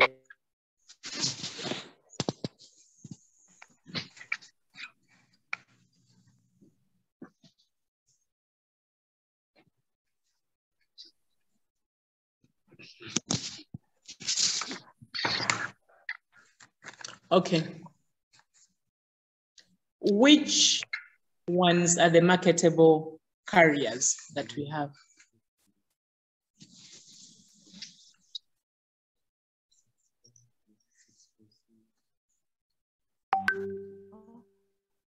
We've not gone there. Okay, we've not yet gone to the PUJAB form to fill in, but I want you to have all this knowledge before you can fill in anything. Which are the marketable courses? There are so many marketable carriers in the country, so many. So don't limit yourself. There is good market and agriculture related carriers. Agriculture economics, agriculture engineering, agriculture and resource management, agriculture education and extension. There's so many, you can go there, agriculture related carriers. There is beauty, fashion and related carriers. Those ones are there. Textile and interior design, clothing and textiles, fashion technology. You know, these are not traditional, but they are there and they're marketable. That's where people are making money from. Okay? Nobody moves out of the house without putting on a dress. So if you go into that design and fashion, you'll not go wrong. There are carriers in architecture and building related groups. Things like building and construction, everybody's yearning to build. You know, you look at those nice buildings. You ever think of the people who do the buildings, who do the exterior work? You can go in there. And if you're doing whatever you're doing with all the passion, you'll get there. There are business-related careers, like insurance, there is finance, there is commerce and industry, there is business management, there is banking, actuarial science, there is microfinance and marketing, and so many others. The field is there and it's still very green. Please go there and make your mind move and look for these courses. Don't just think of medicine law. No. There are so many marketable careers. There are careers related to creative arts and entertainment. There are many. Fine art, creative arts, theater arts, drama and theater studies, television and whatever, publishing, in newspapers, magazines, and so on. There is electronic media and so many other things. Open your mind and you'll see the things. There are careers in environmental related careers. Things like land economics, urban and regional planning, wildlife management, environmental health, and so many others. Look in that booklet and you'll see courses you've never thought about, but which are there. Nobody's there, the jobs are there. There are geography and related careers, things like geology, survey and mapping, cartography, meteorology, oceanography, remote sensing and astronomy. You know, all those are things to do with geography. And there are careers which are not so common. You might be the people they're waiting for to take them up. There are history-related careers, things like archaeology, anthropology, political science, among others. Go in for some of these. Go in for some of these. There are entrepreneurship and related careers, things like entrepreneurial development, commerce and business administration, and many others. And their cutoffs are, you know, just good, just good. That could be your choice number 6. If all the others that you want don't come in, then you can use that one. You know, for choice number 1 and choice number 2, you could put your dream careers. Then 3 and 4, those ones should tally with your performance. You know, I'm within this range. I think this I can get from what I've calculated. Then the last 2, these ones are in case the others fail. I think I can still scope this government sponsorship by doing this or that. Then there are hospitality and related careers, hotel and hospitality management, travel and tours, cabin crewing, and so on. You could go for those things, and they earn a lot of money. They earn you a lot of money. Then there are guidance and counseling related careers. You can become a counseling psychologist. You could do religious counseling. You could do industrial and community related things in the field, and pastoral counseling or social work or psychology, just or education counseling. There are so many things. You can get something there. Then health related careers, the medicine that you want, pharmacy, medical technology, radiography, anesthesia, physiotherapy, all the things are there. Don't just go for medicine. You could do anesthesia. You'll still be a doctor, and a very important doctor. You do physiotherapy, and you'll be good to go. Why do you go for what everybody's competing for?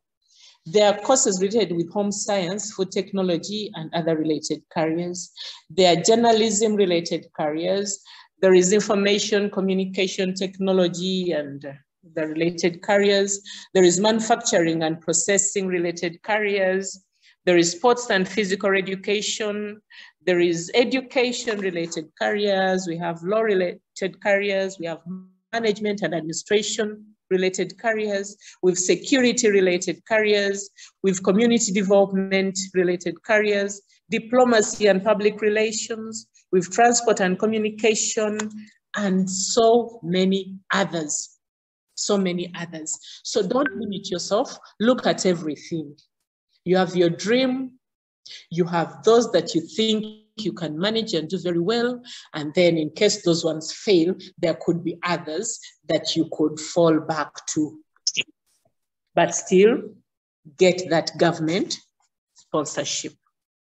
Now, there is a question that is ongoing. I don't know whether we have it on one of the slides. Arts or sciences? Arts or sciences? What should we do? Excuse me, madam. Yes, please. Before maybe you go there, I wanted to know something about 2 courses. That is the Bachelor's of Science Biological and Bachelor's of Science Biological. Then there is this one, Bachelor's of Environmental Health Science. There are some of the courses that I want to take, but I just want to maybe you to say something about them. I can't pick just one specific thing and talk about it, because that information is in the booklet and there is a lot more that I want to talk about. Now that you know how to look out for that, you look for the code of that subject, get to know what is essential and what is relevant, and then get to know where that subject is given, or where that course is done in the different universities that we have, public universities. Okay, madam. You have the PUJAB booklet? Yes. Okay, what I'm meaning is... I can see. Madam. Yes, please. What I was meaning is, okay, I already know which universities they are, but I only wanted to know how are they marketable. Whether they are marketable. I said something about environment-related courses. They're marketable. They're there, and not so many people have done things about the environment. It's marketable, yes. And I said all courses, as long as they're in the PUJAB form, National Council of Higher Education has looked at them, and the jobs are there, and the teachers are there. So you won't or you can't go wrong. Now it's just about competition. How many people are going there? Will I be able to scoop to get a chance to get any of them or not? Is it okay? Yes, madam. Teacher Agnes, maybe I can add something little, yes, meaning please. on that to, on the Bachelor of Science. They need to be very careful when they are choosing Bachelor of Science flat, because from experience, I have friends who did Bachelor of Science, that flat course, Bachelor of Science Physical, Bachelor of Science Biological, but at the end, they end up not having, like, it is an open course whereby they do biology and they do other courses. Now, let me say for physical, you find them doing physics, doing math, and some communication skills. But at the end, they may not have a specific occupation where they can get employed. So many of them end up to do a postgraduate diploma in education, such that they can get an occupation. So I think such a person is better off doing such a course in education, because we have it, Bachelor of Science in Education, biologicals, or physicals, or economics. Perfect. Thank you very much, Mr. Kazila. So I wanted to talk about whether it's arts or sciences. You know, I have a feeling whether it's arts or sciences, you can thrive, you can excel in this world. Sciences explore, they call them empirical methods. They want facts, eh? They're looking for facts and so on, and somebody has to be objective. Eh? They are very, very practical. Whereas the humanities, the arts, these ones love to create and explore ideas. Eh? They are subjective. They just want to communicate, to persuade, to decorate. Eh? Everything about them is attractive and that kind of thing. So if your passion is the other way, you're subjective and so on, I think you would thrive in the humanities. If you really want facts and so on, your mind is empirical in nature, then you could go in for arts. I won't say that the sciences are easier or the arts are easier. It's about the personality, what interests you. And when you're doing something that you love, let it be sciences, let it be arts, you can't fail to get where you want to get. So even if they're saying that maybe the science stream is the best and so on, if you don't have the interest and the competence in there, you may not thrive, even if you force yourself there. That they're saying sciences, let me go sciences. You may fail to get there. Whereas somebody that is taking arts, and that's where their, you know, their love is, that's where their passion is, can utilize what they know and be able to survive. So we shouldn't be weighed down by sciences or arts.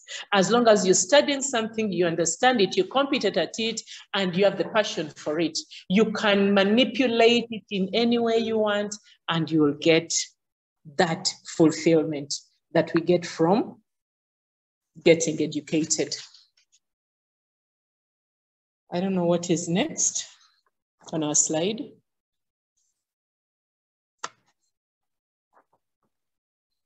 Okay, there was a question that we had. How many points do I need to get a government scholarship? I think this is dependent. It's dependent on one, the course that you want to take, then the university that you've chosen, then the cutoff points for that particular year, and the demand that year, vis-a-vis the capacity of the university. If they're like, we want only 20 people to go for architecture, it will be 20. After the 20 are done, you may not get a chance to get there. Even if you have, I don't know how many points, they can only take in 20. So it will be that. Now just look at the cutoff points and see and try your luck. And try your luck. It's not really about points. And from our illustrations of the calculations, you may have the points, but again, fail to do what? To get a certain course that you thought you would want to get. Next.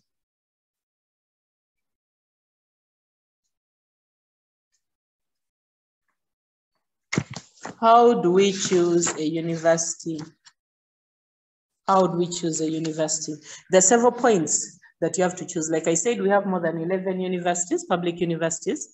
How do you choose what university to go to? One, you should know what you want to study. I want to study this. Is it in that university? If it's not there, then I can't go to that university. I want to study medicine. The university that I want to go is Chambogo. Do we have medicine in Chambogo? No. So for what I'm going to study, I cannot go to Chambogo. Two, where do I want to study? From the location. I'm from Gulu, I want to go to Makerere. What is the location of where I come from and the university that I'm going to? Will it make sense for me to leave Gulu where there is a university giving medicine and I go to Makerere for medicine still? Does it make sense? Anyway, it depends. But ask yourself, where do I want to study from? What is the location? Other people want to study very far from home. Others want to study very near from home. So it depends on what you think. Then the other thing you may have to look at is the university's reputation. There are some universities that have a reputation of striking. There is a strike today, there is a strike tomorrow, there is a strike the other day. You can't settle, you can't concentrate to read and so on. You may not want such a university. But there are people who enjoy chaos. They're like, for me, if it's not that university, then I'm not going anywhere. I want to be seen, I want to be in the papers for doing the wrong things and so on. So think about the reputation of the university. There are some universities that are very good for certain courses. Maybe they say you want to do law, the best lawyers come from such and such a university. I told you to do research. So if your dream is law, then move to that university. There are some universities that are very good at certain courses. So look out for what you can get from a given university at the end of the day. Then students' welfare. There are some universities that don't even have libraries. There are some that are well stocked. There are some that don't have maybe space, living space for the students. There are maybe you're coming from far and so on. There are some that do certain things which may not be palatable to you. So find out the welfare. Will I be comfortable? There is no dispensary in here. There is no hospital in there. Maybe there is a hospital here and so on and so forth. And this is what I need. You know the kind of welfare that you need. Then look at the affordability. Maybe you're going on private. Can you afford the fees? I might be doing medicine in Soroti. Maybe it's at 2M. Then I want to do medicine in maybe Makerere and the private, it's at 4M. Maybe, I'm not saying those are the fees, the tuition, whatever, but look at them and see and compare what can best fit for you and then do that. You could also look at the academic rankings. These ones normally come out and they're in the media everywhere. If a university is ranked highly, then it means that there are higher chances of you getting employed at the end of the day after you've qualified from that university. I may have maybe a degree in something from a certain university, and then another one has a paper from another university that was, you know, ranked really high. If I'm an employer, and I've seen this, that this is ranking higher than this one, and there are 2 options to choose from or even more, I think I'll opt to choose from the other university that has been ranked higher than the others, because I'm very sure of the content that that person is going to bring in for me. Then also look at your academic score. How did you score vis-a-vis the cutoff points? And you'll be good to go to choose which university can have you in. What is next, Mr. Kaziba? The slides are done. I did that, I answered that. Arts versus sciences. We have finished all the slides. We finished that. Then university. Now let's go back to that form. I think we have enough knowledge. Let's go back to our form. We are going to part 2. People, get your forms. Get your PUJAB forms. We are going to part 2. Programs applied for. Now that we know everything about this. There are 6, in fact, 10 choices. Like I was saying, after you've looked at the professions you want to become, you've looked for the courses that you want and so on, get that. There is that course that you've already dreamt about.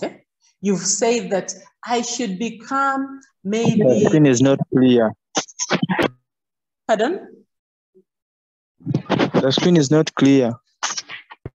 The screen is not clear. Mine seems to be clear. And we are using the same screen. We are on part 2. Choices of programs at the universities. Have you seen where it is? Yeah. Yes. Number 2. Now we want to choose to make the real choices. We've had all that information. Now we want to choose the courses that we want to. And maybe my first course is medicine. Not so? My first course is medicine. Madam, excuse me, madam. Yes? Please help highlight on the issue of the home district, because I've got some confusion while filling that job form about the home district. Should we put where we come from, where our father comes from, or we should also visit the LC1 chairpersons of the home district that you have labeled on the job form? The one that you've labeled is the one you're going to visit. But the best should have been, in fact, the perfect one was where your burial grounds are, where you will be buried. That is your home district. But there are some people who never go to their homes. There are some people who have kind of disassociated themselves from where they come from. They even bury from where they've bought land and so on. Then maybe that is your home. You relocated from Masaka and you are now maybe in Napulabi. You've bought land, you bury your people there, and that might be your home. Madam, the issue is, like, for example, the form we are using here is showing that the home district is Buikwe. Is it a must that I should get the stamps and the signatures from the LC1 chairpersons of Buikwe? Can't I get the ones of Kampala, then the form will be looked at? It will be Buikwe.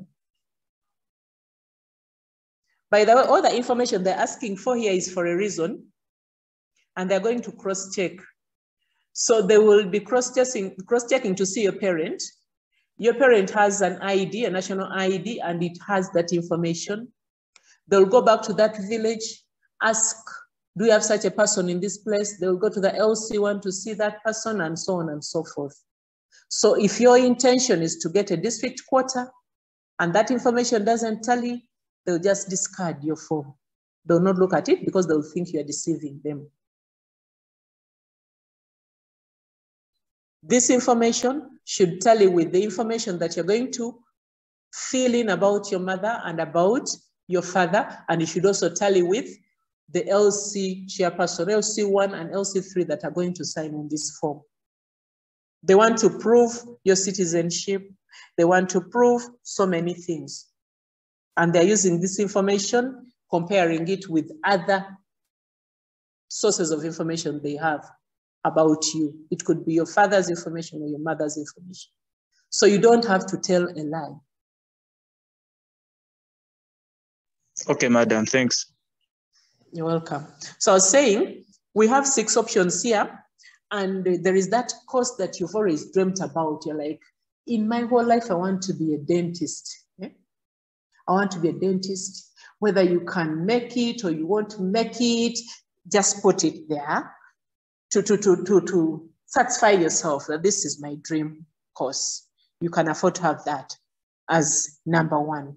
Then number 2, 3, and 4, get real. According to what you've calculated, can you fit in? Do you stand a chance? So put those courses that match with your qualifications or what you think you're going to get. Then number 5 and 6, choose those courses that you would do in case the first 4 don't go through.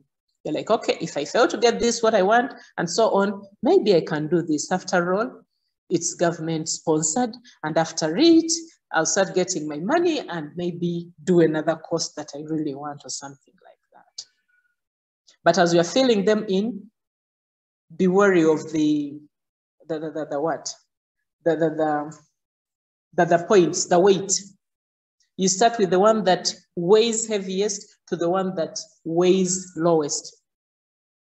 If for number 1, you have something that is 37 point, maybe 2, and then number 3, you have something that is 52, it doesn't make sense. If you can't get the 37, can you get the 52? Definitely not. So let them match in that order from the highest to the lowest. You go on reducing. I'll start with this. If I can't get this, maybe this. If I can't get this, you lower, maybe this. If I can't, like that. So that should be that way. And my advice would be, get your courses using the PUJAB booklet, write them on your dummy, but not in the original. Then go back to school, go back to your school and let your teacher help you. A teacher that is knowledgeable, help you look at what you've written before you can fill in the original JAB form. Yes, Isoga Brian, you can ask. Madam, about attaching a copy of the birth certificate. Some of us, we have birth notifications, and personally, I have a birth notification, and it helped me at my S4, still even on the issues of the national ID. It helped me to have like a birth certificate. Can it work? Birth notification doesn't work. They want a birth certificate. You can get one from NIRA. NIRA offices, wherever you are staying, you can get that one. Notification will not work.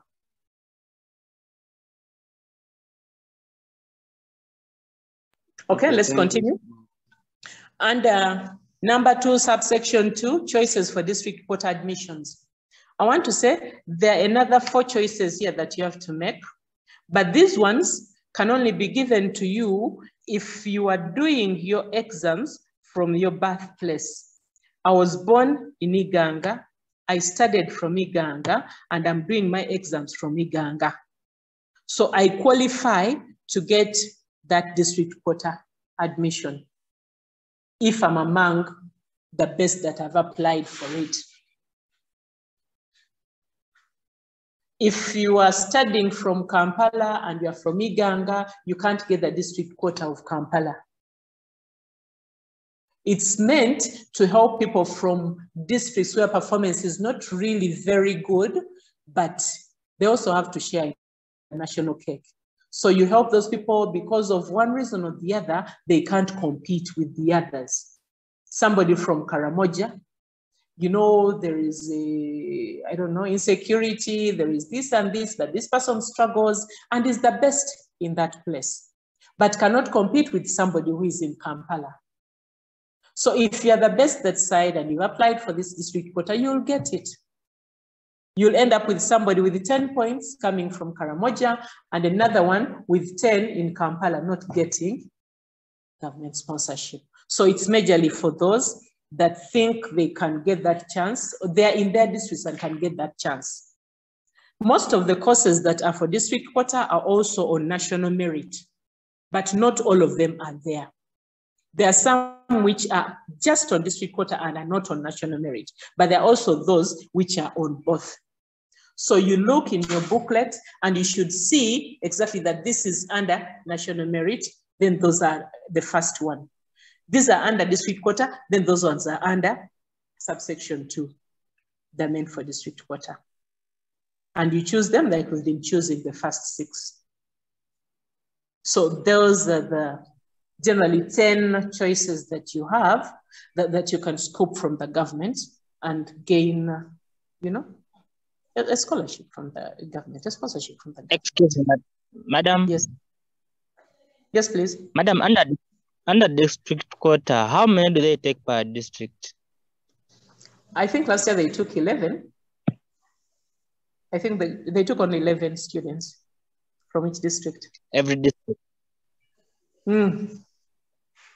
Okay, madam. Okay. Then I want us to go to subsection B under 2. Can you first take on Isoga? I'm seeing he has a question. Okay, I thought he had just failed to lower his hand. No, yes. No. You had given me chance and someone interrupted you. So I thought it's you that had answered. Sorry. Please ask. So, madam, I'm sorry to take you back, but my issue was all about on that first table there, where you were like, when we are training in our desirable courses, modern courses, that there should be some kind of pecking order whereby it's better you start with the one with the highest weight, then you go on putting courses with the lowest weights. Then my question is it advisable or is it good for me to put in the first box medicine? Maybe I give salty, then medicine, is it possible for you to another university? I put the same course. For different universities. In different universities. Yeah, for the first 2 boxes. It's not really advisable. If you want medicine, and you put medicine as the first choice, medicine as the second choice, medicine as the third choice, you're wasting. Try medicine with the lowest cutoff from any university that has the lowest cutoff, then put something almost similar to medicine as choice number 2, but is slightly lower. Then put something that is again slightly lower than that, still in the medical course. If you really bent on medical, it's wiser than putting medicine here, medicine there, medicine there. Those are wasted spaces. If you fail to get all those 3 medicines, then what happens? Okay, thank you. Then, madam, the other question, is it a must that I have to fill in all those 4 tables? All the 4 what? Tables. All the 4 tables? Yes. Yes, it is a must. Because you can't know. You can't know. You fill in district quota, but that one is mainly for those who are doing exams from their own districts. But there are those unique districts that may not even have HSC. A whole district, there is no HSC school. So even if you are maybe in Kampala and in your district, maybe in Kabong, there is no S6, any school with S6. If you excel from Kampala and you are filled in the district quota admission things, you may end up scoping that district quota from Kabong in case it's not there. I'm just using the word. Let's go to the third box. I have the last question. Yes, I want to reduce on the question because time is not on our side. It's my last question. Is it that this We've lost you. We lost you. I want to ask a question. Hello. Hello. Madam, I wanted to ask a Can you get question. me? Let's be orderly. Who is speaking now? You still got first finish? Okay, so I was like, can you get me clear? I can. Yes. Thank you. So my question was, is it that these universities having different codes for the particular courses? For example, medicine, university, medicine, math. Are they having different codes for the particular courses? That was my question. Yeah, thank you. It's a very good question. In fact, I was going to talk about it. When we are filling in the codes, we should be very sure of which codes we are, of which universities we want. For example, in Mbarara University, the code for medicine is MBM. In Gulu University, the code for medicine is GUM. In Busitema, medicine is MED. In Soroti, medicine is SOM. In Makerere, medicine is MAM. So if you wanted Makerere and you put SOM, they will push you for medicine in Soroti, which you didn't want. So ensure that you have the right code for the right university that you want. If you make a mistake, you'll not have a chance to correct it. You'll not correct it at all. And the university will never give you a course that you didn't ask for. They'll only give you what is on this PUJAB form and nothing outside it. So be very, very careful. Okay, Nakaima, and we end the questions and continue. Okay, madam. Mine was like, if I start from another district. Are you getting me, madam? Are you Nakaima? Yes, I'm the one, madam. Okay. Like, for instance, I start from Bale, since that is Bale district, and I come from Blambuli, and on district court, they are taking like 10 people, and maybe 7 of them have applied. Am I also considered they just take 7? That was my question, madam. You are coming from? I'm coming from, and I start from Bale. But Mbale is it the same district? I don't know. No. It's not. It's not the same district. If there is no S6, there is no school with S6 in Bulambuli where you come from. If you filled in this district quota thing and you performed well, you stand a chance. If you're one of the best people from that place, you stand a chance. Like maybe if the government maybe gave that, and maybe 7 of them applied, and me from that I also applied. Am I also considered? They'll start with the 7 who are within that place.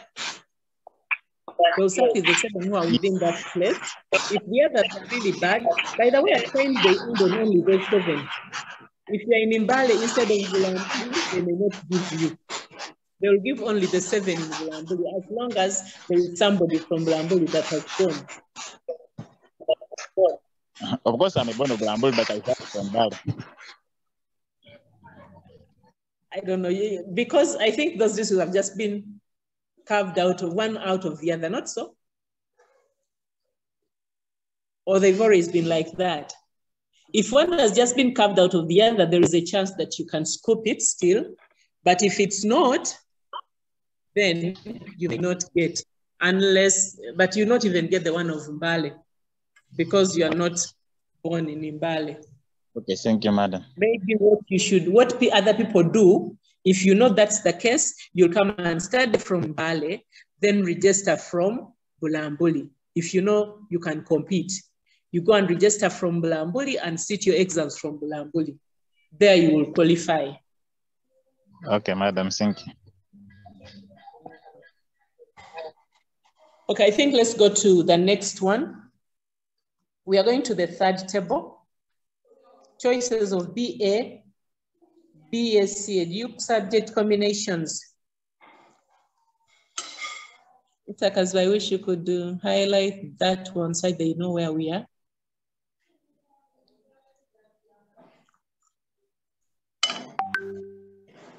Okay. This table is also peculiar, but it is for only a given set of combinations. If you've, in the first table, if you filled in ARS or EDA or EDP, okay, I can cease there. If you filled in EDB or EEC, then you may need to use this. These are normally for courses to do with education or social sciences. When you're doing Bachelor of Education, Bachelor of Arts in Arts, there are some subjects that you have to do. So there is a combination of subjects that you'll have to do, and they also have a code. So that is the code that you will have to bring and put in these tables. For example, if you're doing, if you put AS, okay, what did Mr. Kaziwa put? He put EDP, Bachelor of Education in Physical Sciences. That's what it means, eh? EDP at Makerere University. Because it's Bachelor of Education, there are subjects that you have to do, but which belong to the physicals. You may have something like maybe, I don't know which, there are appendices where we Physics can and get math. the subject. Pardon? The combination of subjects that you can do under EDP.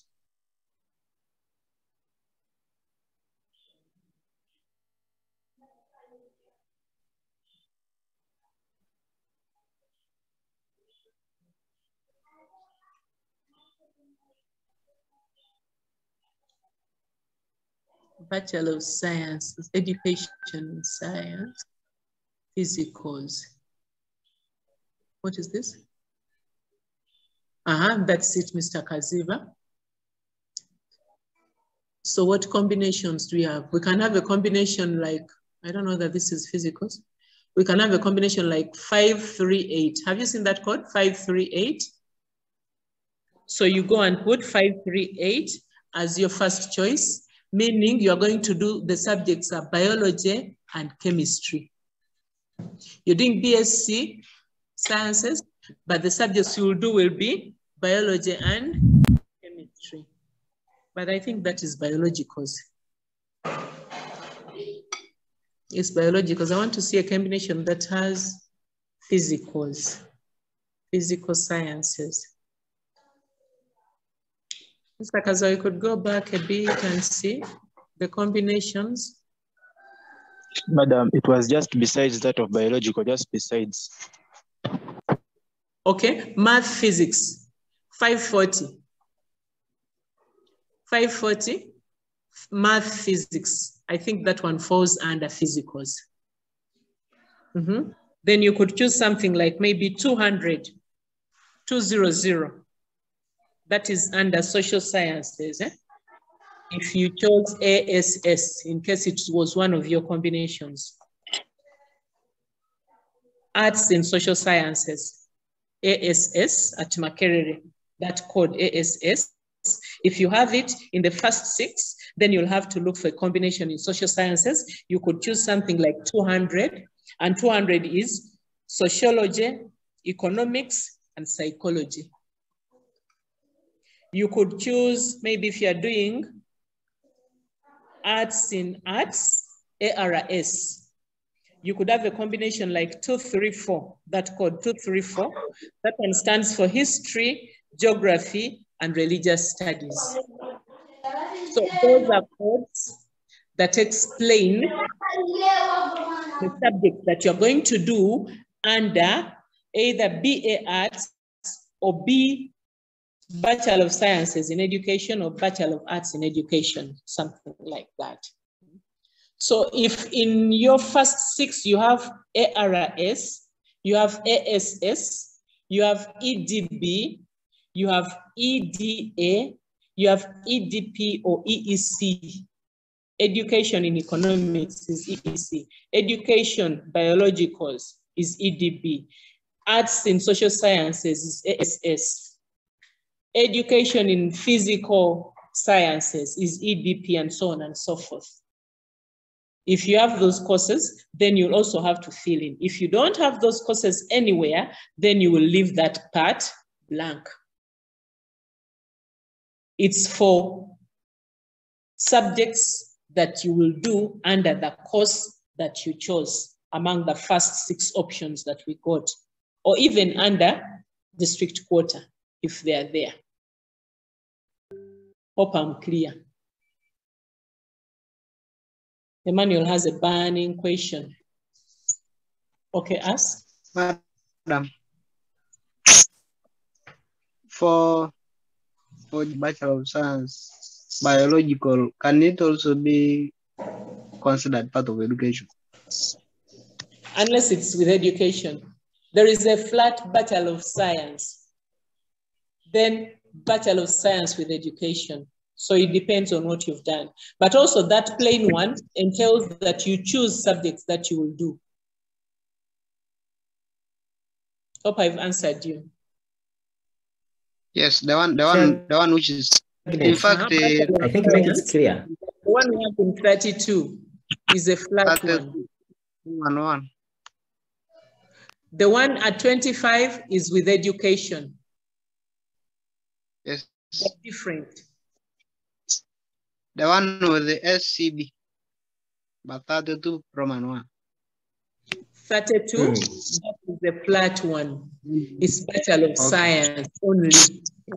They'll give you subjects under biology, maybe they teach you biology and chemistry. And afterward, you have no specific profession you can go for unless you do maybe a PGDE, that is a diploma in education, to add on it, and then you become a teacher. Or you use it to do some other course that is related. Okay, Mara. If you want education, you can do 25.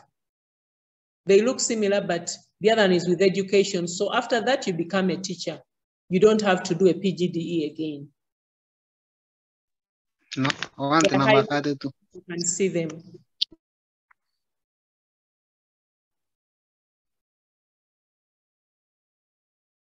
Okay, let's go to the last table. The last table. This one, we get this information from the PUJAB booklets. Unfortunately, we don't have the PUJAB booklets. But the PUJAB booklet is smaller than what we have, the PUJAB, but the information that is there is similar to what we have, only that this one helps you get access to education in a higher institute of learning that offers either diplomas or certificates. They offer you a course where you will earn a diploma at the end of the day or a certificate at the end of the day.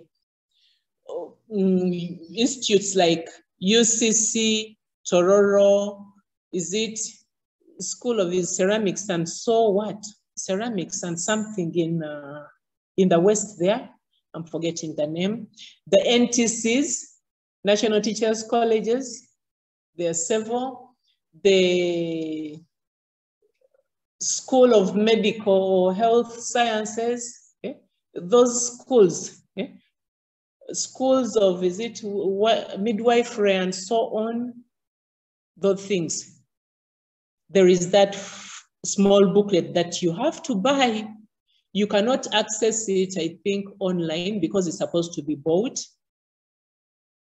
But if you can go to Legacy Towers, you can buy that booklet. I think it's around 5,000, I think 5,000 shillings or 6,000. You can buy it and use it the way we've been using it to get those other courses which are sponsored by the government, but you will get a diploma or a certificate at the end of the day.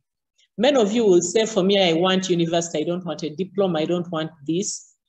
But there is a lot of good in doing some of these things. You start with that certificate and you start working like nursing and midwifery. You have your certificate or you have your diploma. Then you do a degree as you are earning, as you're working.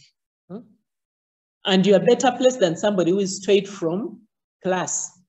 At the end of the day, you realize that you're performing even better, but you'll also have gained a lot of experience. And by the time you finish your degree, I think a person would want or would love to offer you a job more than offering the other one who came straight from university or something like that. But there are times when you think that you'll get these university courses and you somehow fail. If you fail and you failed in this, it doesn't do you any harm. You know, it's a fallback position for you. You start with a diploma, and then you'll end up where you want to go. I've seen many, most especially teachers, they begin with the certificates, though they're phasing them out. They go for a diploma, then they go for a degree, they go for a PhD, and most of those doctors that we have right now, those old doctors, started with certificates. So if you can't get the other, then start from where you can instead of sitting in the villages and rotting. Start with a diploma. It doesn't hurt to just fill in, get that booklet and fill in. Put a National Teachers College, put a course, maybe stenography from somewhere, put something on, I don't know, get something and fill in those spaces. You know, there are 4.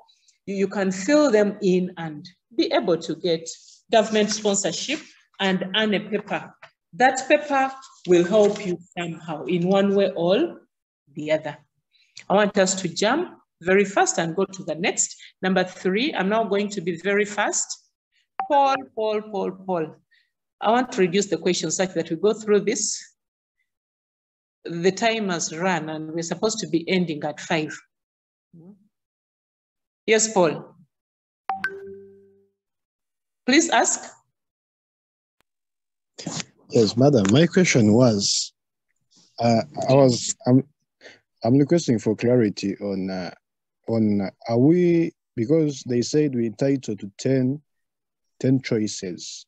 So when I fill the national merit, those are 6. When I fill the district quota, those are 4, making them 10. Yes. Does it mean I'm not going to fill the tertiary institutions because they'll be totaling to 14? No, the other ones are for university.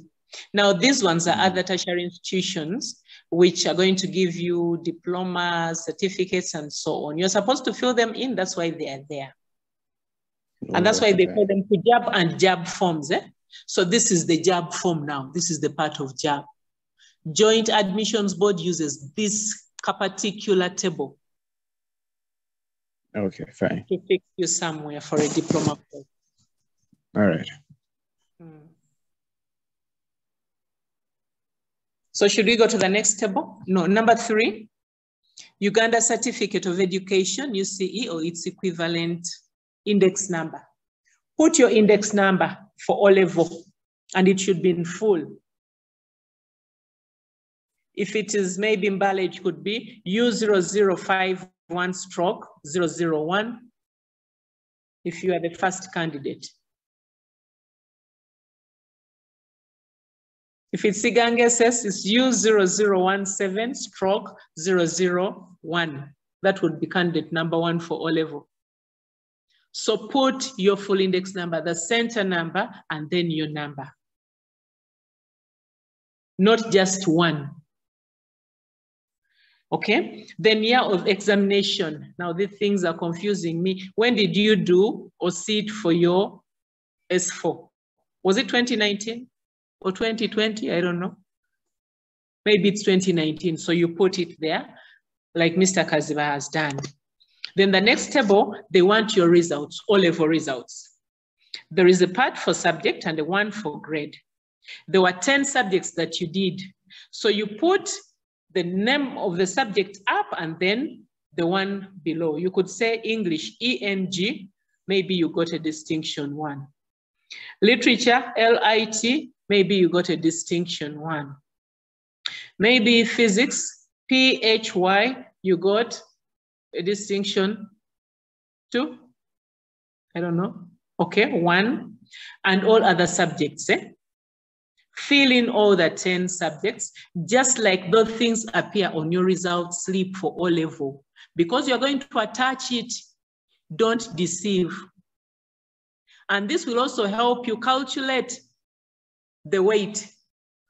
You'll be able to know that I have how many distinctions, I have how many credits, I have how many passes, something like that.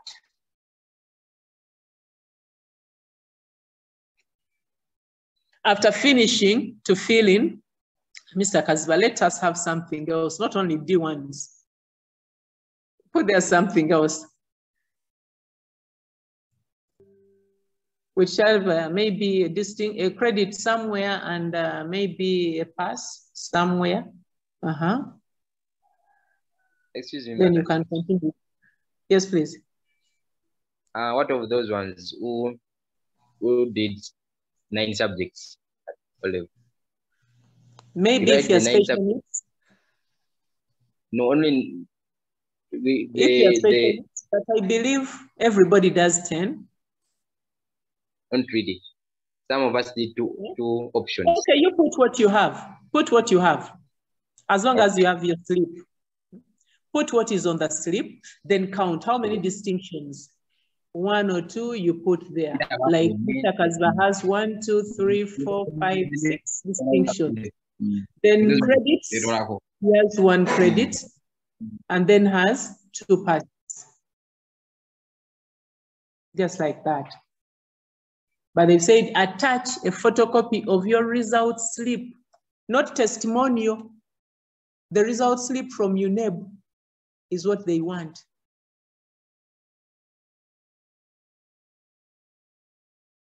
I think we are done. Now, Uganda Advanced Certificate of Education, USCE index number. We are still in Imbale, U0051/501. That will be the first candidate. It's 501, not 105. Those ones start with a 5. Let's just see, 50. Okay, 510. But candidate number 1 is normally 501.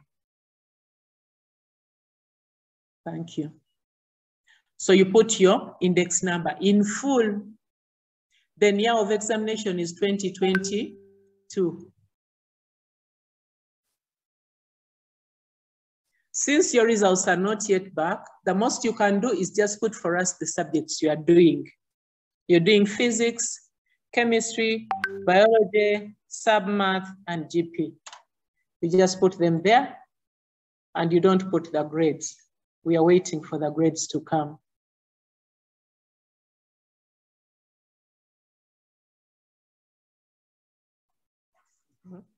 Thank you. Then that other one, I think we leave it out. We've not gone to any institution outside our secondary school. We can leave it blank. Even number 6, we can leave out 5 and 6 because they're not applicable to us. Then part 2, other personal information. It's important. Marital status. I believe you are single. If you say you are married, you may have to tell us or to give us your marriage certificate number. So you are single. Permanent address. I would advise that you put the address of the school because the school gets this information a lot faster than you. So it will be Mbale Secondary School if you are a student here. Then emergency contact address, if different from the one above, you can now put wherever you want, where you are. If you're in Vududa, you put your Vududa or whatever, I don't know what you want to put. But the first information will come to school and the school will be able to locate you because you are their student. So emergency contact, you can put yours now. Telephone number, you can put your telephone number. And then your email, fax. I don't think many of you use these days. So put your telephone number and then the email. Religious affiliation, you tell us. If you're Muslim, if you're Catholic, if you're whatever it is, you put it there. Good. Now we go to county, where you're staying. Which county? Mr. Kazwa, you're staying in, did you call it Buikwe? Over that was the sub-county. You've gone to Mbale. I don't know those details now. Sub-county, LC3 is what? Northern Division.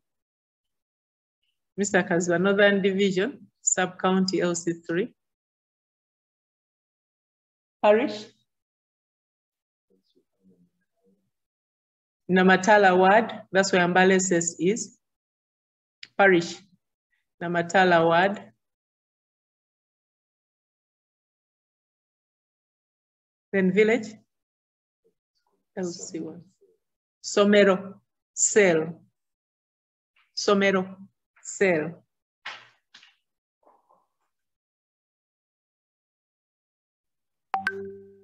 Cell, C-E-double-L.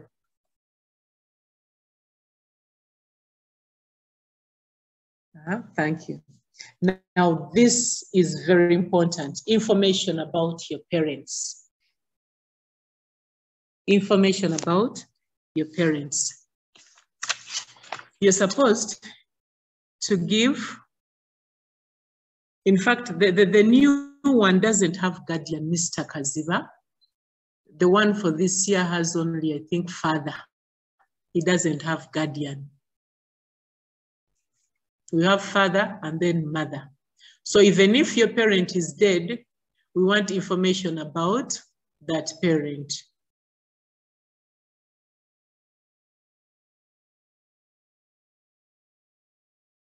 That one, yes. So you put the surname of your father. Mine is Manja. And because he's dead, I'll put in brackets, deceased. It's Manja, there is an N between A and J. I'll put deceased. He might be dead, but his information is not dead. And this is used to prove your citizenship. So find out. It should be your father, not your guardian, your biological dad and your biological mom. Then other names, it was George Wilson. He had 2.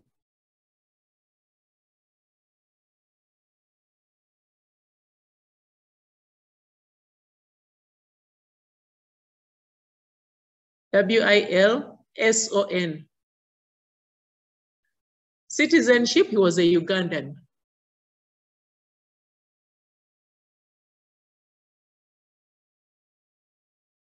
Date of birth was 1st August 1945.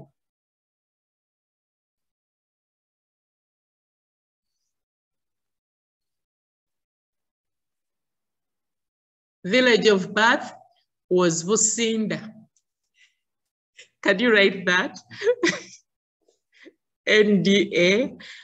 Sub-county was Ibulanku.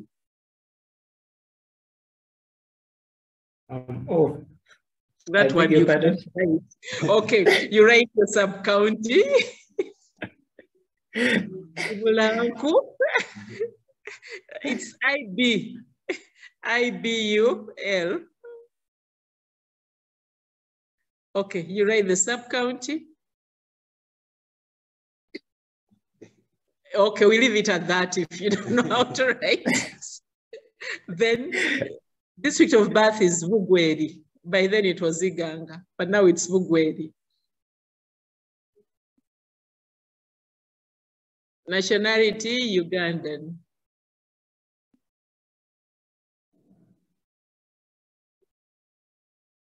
Country of residence, Uganda.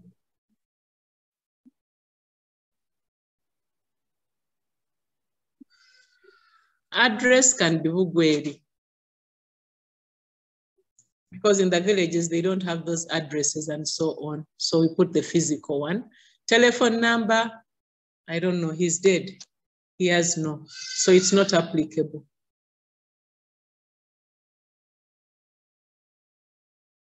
Then you go to mother's side and you do the same. put the name and everything about your mother. Normally, the information is not similar. It's not automatic that your mother and your father were born in the same place.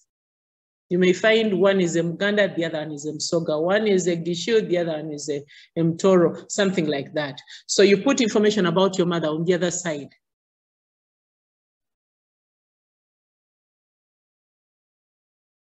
Mr. Kaziba, you want to put something down? Okay, it is okay. Give us the name of the mother and everything about them.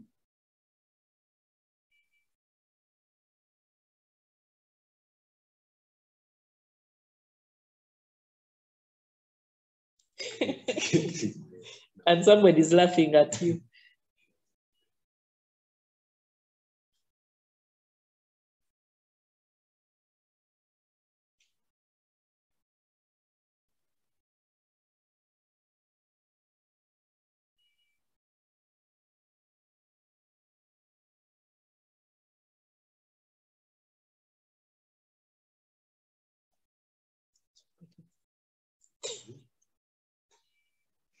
The village.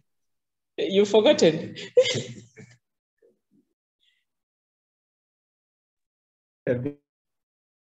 Village? A bit complicated.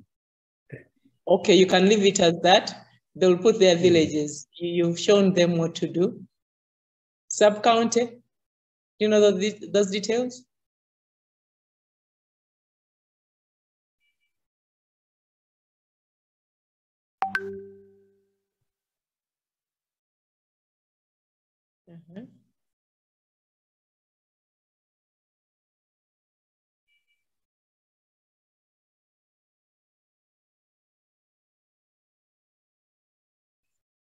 Another vehicle.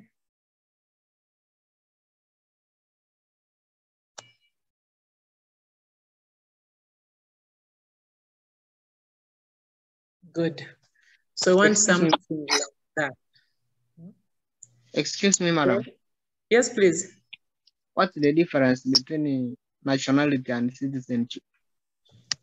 I think they're asking for the same thing, but they ask it differently to confuse you such that you can write something different there and different there. If you are deceiving, that is, you write wrong things. Okay.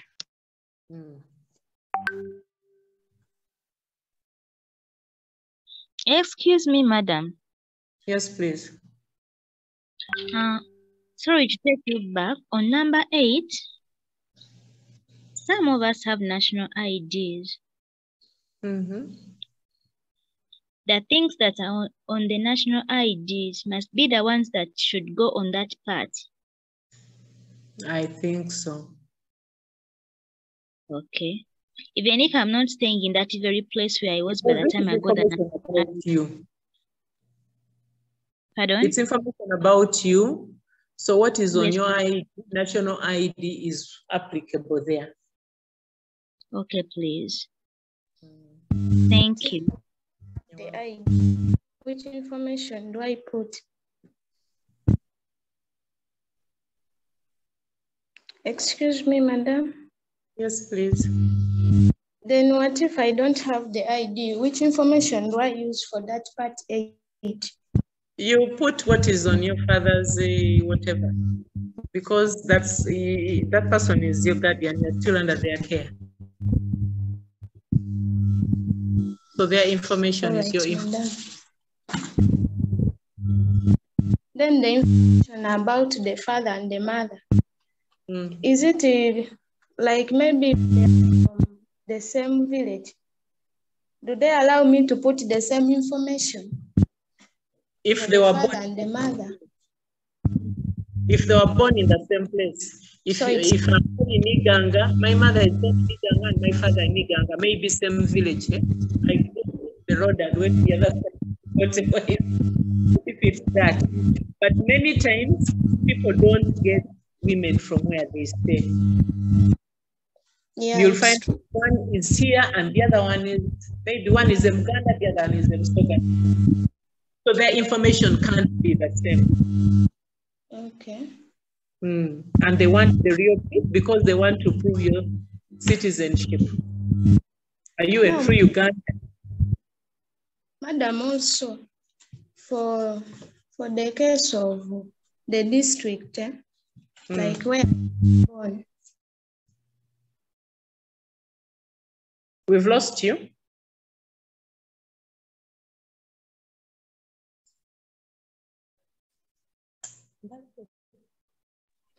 Excuse me, madam.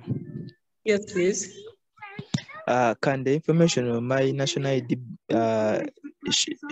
should that information be matching with my father's information, or what if I'm having a different information from my father's information? For this other part, other personal information, it's about you. You could write what is on your ID, and then the other one, you leave the further things as they are. But in reality, your information is supposed to tally with your father's. That's what I imagine, if he's your real dad. Because you should come from the same place. Yes, Then, I'm wondering madam, it would be different. Madam, Yes, please. some of us we stayed only with our mothers and like single parents. Like you don't stay with your dad. Can only put fund for your mother only. You may be staying with a single parent, but you have a dad. We want No, we don't information about that dad. Your mother knows it. So that part of the parents should have both the mother and the father. Yes, biological mother and biological father. Don't concoct a dad. Okay. It should be your biological dad, even if you don't stay with him, even if he died, even if he rejected you, you are angry about him, he remains your dad. It's Okay, proof madam. of your citizenship, yeah. Thank you. You're welcome. Excuse me, madam. Yes, please. Okay, on this part 9, on the side of the mother, I made a mistake on the surname I wrote on the other names. Can I cancel it and I correct it, or? Don't tell me you're filling in the original form. I told you to get a dummy. We don't make mistakes on the original form. We don't make erasures. We don't put whitewash. So you are in trouble and you can never get a second one. So what are you going to do, my dear? I don't know.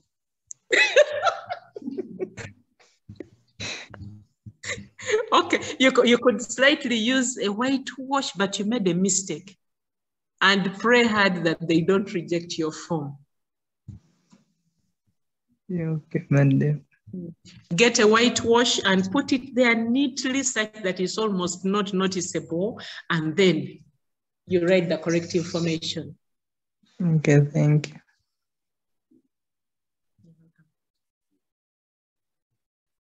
Teacher Agnes. Yes, please.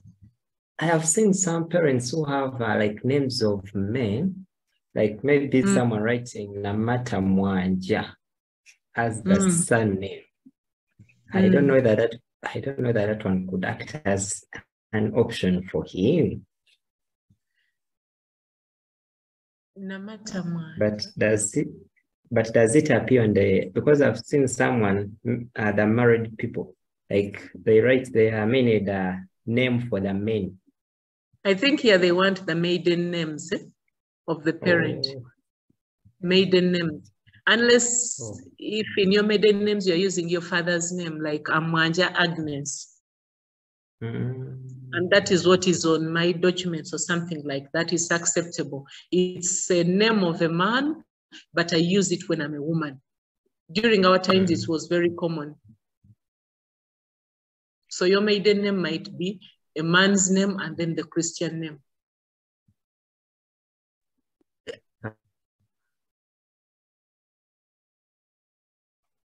I can see a hand. iPhone.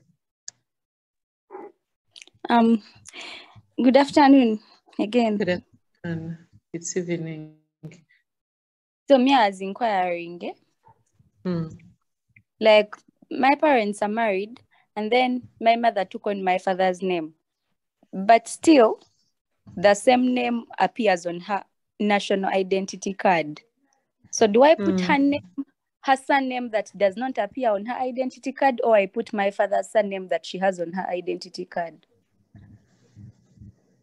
I would that you put her maiden names, and then when it comes to other names, maybe your mother is Namata Christine. So put surname Namata.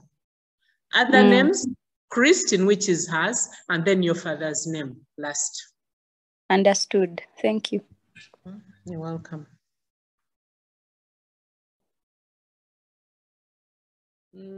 Techno KH6.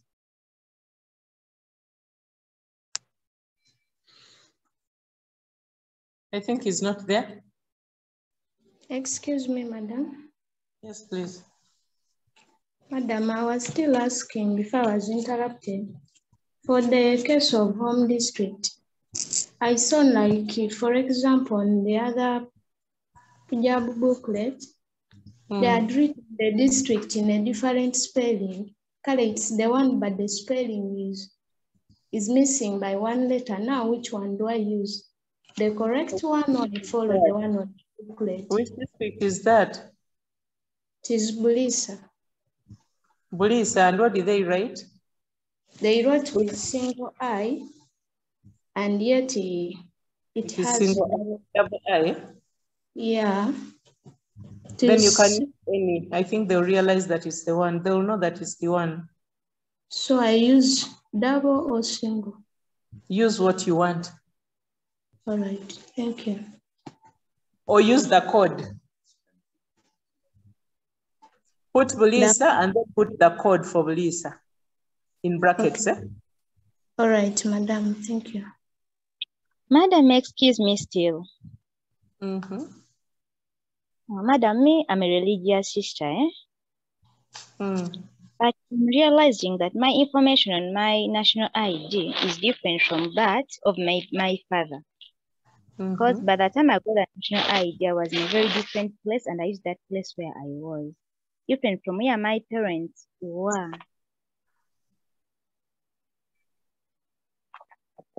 Now, let me pray that they don't think you are telling a lie. Because your parents' information is supposed to tell you with your information in most cases. But you write what you have. I know they'll look for proof and so on. When you are getting your ID, there should be information also about your parents and so on.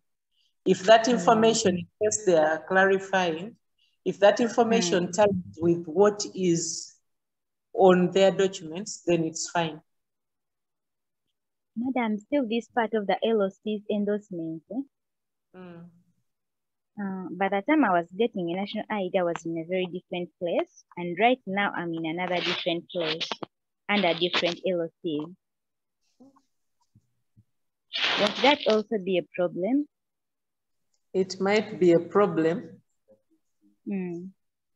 But you put the daddy's LC and you could get signatures from your daddy's LC. You're the one bringing us those problems. Madam, you aren't clear.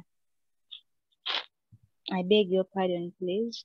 I was saying, yes, use your daddy's LC to sign for you those documents. And also your daddy's information can be used on these forms. Stick to one person. And I would prefer that you use your parents' information other than yours. Now, like my dad you was have one too. Now, madam, the thing is, when you're applying for that ID, did you have your father's information there? I had it, but my father passed on some years back. but I just saw the plot. But his information has not died. It is there. And on the village, they know that there was this man called so and so at one time. They know it. So it's what will help these people prove that you are a citizen of Uganda and you deserve their sponsorship. Okay. Because they're going to cross-check. Okay. Okay, madam. Thank you so much. Okay, now we want to go through this very fast and end. We're supposed to end at 5. It's already past 5. After the parents, now we go to the guardian. In case you're staying with the guardian, those who are saying my parents are dead or something, there is some information here that you need. Guardian's name, who's the person taking care of you? What does he do? His occupation, his address, and then his telephone number. But if your parents are there, then that is NA, not applicable. Responsibilities held at school. Tell us if you are the head prefect. I know everybody will be a head prefect. Everybody will be a minister of this and that. So show us that you're a capable leader. You shouldn't leave it empty. You might have been a class captain, class monitress or monitor. Put something. To be a leader means that you're a responsible person. So get something to put there. Then give names of 2 persons in responsible positions from whom confidential information may be obtained about you if necessary. I would advise that you first of all put your head teacher. That you put your head teacher and the address. Or maybe his deputy or something. Then the second one, get a teacher that knows you personally, a teacher that is your friend. He could be your class teacher, he could be your personal mentor, he could be somebody that knows about you, that in case somebody asks, do you know Agnes Nabi? They'll say, yes, that one was my student. How old are you about him? She was like this, she was like this, she was like that. Somebody who will know a lot about you without asking so many people.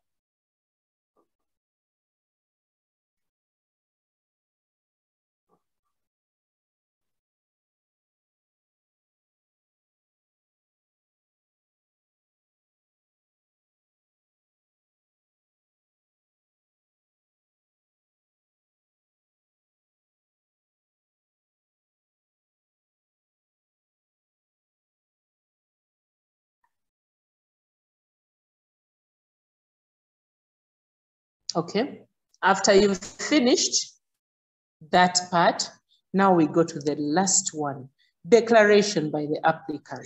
But I would want you to read number 13. Number 13, it should be noted by all applicants that cases of impersonation, falsification of documents, or providing false and incomplete information, whenever discovered either at registration or afterwards, will lead to automatic cancellation of admission and prosecution in the Uganda courts of law. So don't deceive. They're going to find out information about you. Put the right information, they've warned you. After that, you declare that you've noted and understood the implications of giving incomplete, false, and incorrect information. You confirm that the information given on this form, to the best of your knowledge, is correct. You sign, put your signature there, and the date on which you will hand in this form.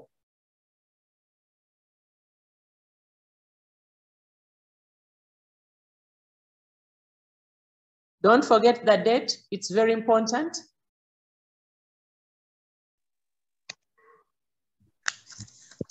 Excuse me, madam. Now, part 3 is not really yours, but there is part 3. Mr. Kaziba, do you have part 3? Page 4. Yes. There are 2 things that you need to do there. You have to take the original form to the LC1 chairperson and the LC3 chairperson of your home district. When you go there, ensure that your form is well protected because they're signing on the original, not the dummy. Show them where to write the name. Excuse me, madam. Yes, please. Is it now to place of residence or to the where you are born from? Where you are born. The information you've been putting, the district where I said you were born from there, you did your exams from there, and so on. We want to see whether you really deserve. Okay, what I mean, that part of LC1, after you have declared. Go to your village. Go to your village. Okay. Most especially if you're interested in the district quarter. But if you're not interested and you're staying in Kampala, you can get the LC of Kampala where you're staying. But if you're interested in district quarter, go to your home village. You're from Bulambuli, go to Bulambuli.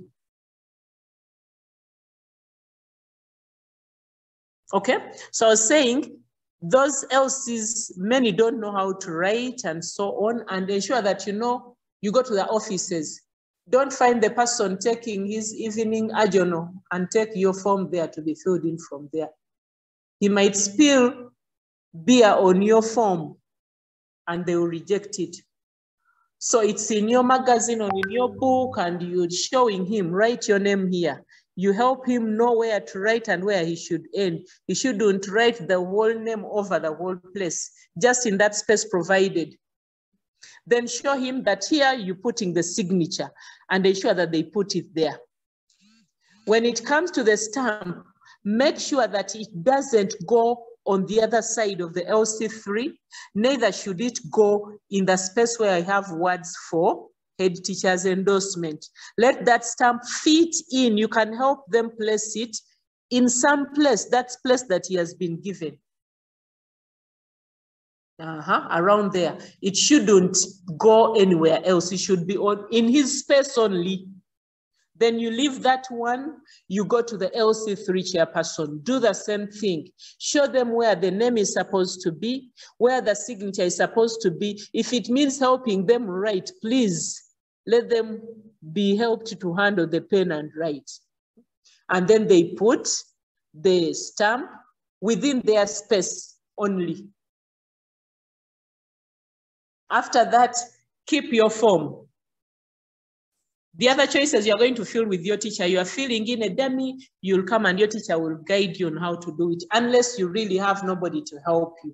But you now have the information, tell them what you want and so on, and then they will, help you in a few things that are not very, very clear. 16 is not yours, 17 is not yours, and 18 is also not yours. So that's where we end in filling the PUJAB form. And our time is well spent. But before we go, maybe, is there a question? Madam, how about the NB? The what? The NB, the last part. What is that NB? What does it say? Candidates who obtained overall result grades 7, 9, Y, and Z at ordinary level do not qualify for university admissions and should not apply. It's information, and I think it's very clear. With any of those grades, it means you failed O level. So you don't qualify for HSC. You get it? So don't bother to apply. Chris, you have your hand up? Madam, I would like to know if there is a date due. The deadline for handing in? Yes. I think it's 30th January. I think it's 30th. I'm not very sure, but it's in Jan. But also schools have their own deadlines, because the things are supposed to be taken back by the school. It's 20th, Friday, 20th January, 2023. It's not 30th, it's 20th. But schools may be having deadlines which are before 20th. Mbale says is 6th January. So those of Mbale, make sure that you hand in before that. Before 6th January. Okay, we want to wind up. Oh, you've been a very good audience. I just want to tell you that if you want to be employed in future, there's some skills that you need to have. I'm winding up with these ones. First of all, computer literacy. During this vacation, learn some computer. It will help you a great deal. You need to get the skill of time management. Nobody wants to work with a person who doesn't keep time. So train yourself to do things at the right time. Then you need to adopt marketing skills. Whatever you have, market it in order to get something. The most common jobs for vacis are marketeering. There are companies that have things and they want you to move around offices and do that and so on. Communicate well and, market those things, and you'll earn some little pocket money. Then creativity. Be creative. If I do this and this, I think I can get this and so on. Think out of the box. Then multitasking. You can do several things at the same time. You're at university, you're also doing something and getting some money out of this. There is the hustle that you're doing, plus your education, plus what, and yeah, you'll make life move. You should have leadership skills. When you're a leader, it means you're organized. There is something that you do better than the rest. So be able to nourish that kind of skill. Then flexibility. Things keep on changing, new things coming every now and then. Be able to learn everything that comes. Be flexible, not like, I learned the thing is supposed to be done like this. No, when a new method comes, attempt to learn it and you'll be there. Then learn to manage your conflicts. Resolve your conflicts amicably. Don't think about violence and fighting and forcing yourself onto everything. Be able to manage your conflicts amicably and you'll be a good person that will be employed anywhere in the world. Then volunteering is the way to go. Start by volunteering. You learn on the job even without pay. By the time you get the job, you are an expert at what you are doing. So, bottom line, know your strengths and weaknesses, develop social networks, embrace, have self-confidence, have a purpose in life, explore all available opportunities, develop goals and plan to achieve those goals, then get accurate information to be always in the know, and use your time appropriately for study, library discussions, and other things. Be positive regarding change, for it's possible at all times. Change can come anytime. If you just decide to refuse to change, change will change you and it will not be really good. Then finally, pray and trust that God can do everything. I pray and wish that each of you goes to university on government sponsorship. God bless you. Amen. Much. Thank you so much, Teacher Agnes. Amen. Thank you, teacher. Okay, let me first invite Mr. Ronald to say something. But thank you so much, Teacher Agnes. Mr. Ronald. Thank you. I hope we can mute the rest of us. Join me to thank Teacher Agnes for the wonderful session she has given us. It's been very informative. And I know we started over 80, although some have dropped, but the recording will be available so that others can listen in. One, I want to look back at those tertiary institutions. Even for our friends who want to go abroad, usually they start in diploma courses. They do a diploma course and then they get to university. But most people think that a diploma course abroad is better than a diploma course here. So even here, you can start with a diploma course and then get into university, get into a master's course, and get into a PhD. The beauty with those diploma courses is that they give you skills and you start earning, as teacher Agnes told us. So let us not look down on those and think that we will all start in the degree courses. But those people who start the diploma courses normally make it better than even us who start in the degree courses. I also want to say that education is critical. And for my scientists, you should know now that there is a lot of money in teaching than you can even get in other professional courses. As Holistic e-learning platform, we are here to support you all the way. And in January, we want to run an online ICT course for you. Mr. Kazuwa, if you can share that information so that registration can begin. We will run an ICT, a digital skills training and certification course in collaboration with the Uganda Institute of Computer Training in Nakawa. It will be an online course, but with certification. So you'll get a certificate in that course. And we shall be running Zoom sessions to help you with the reading and making sure that you succeed at the course.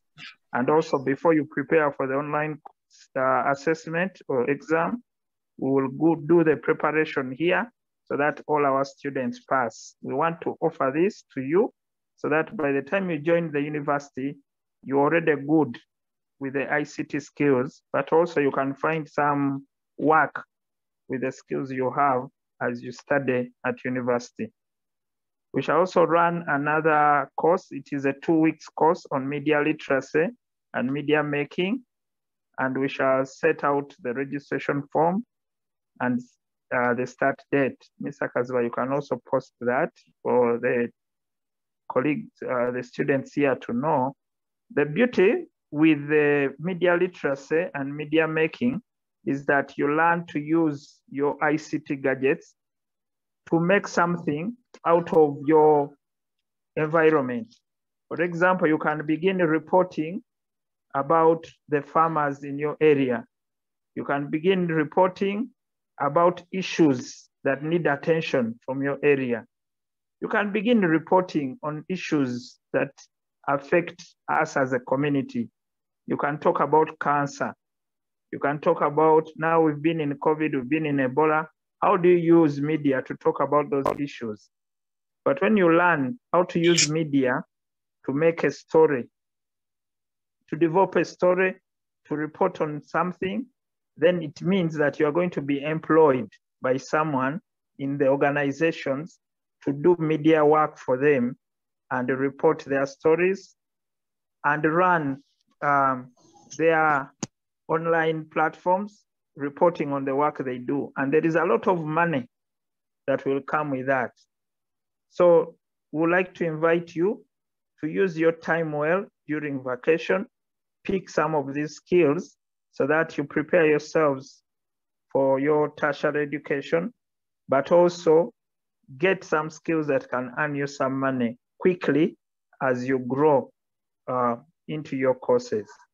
I want to thank Mr. Kaziva and your team for organizing this session.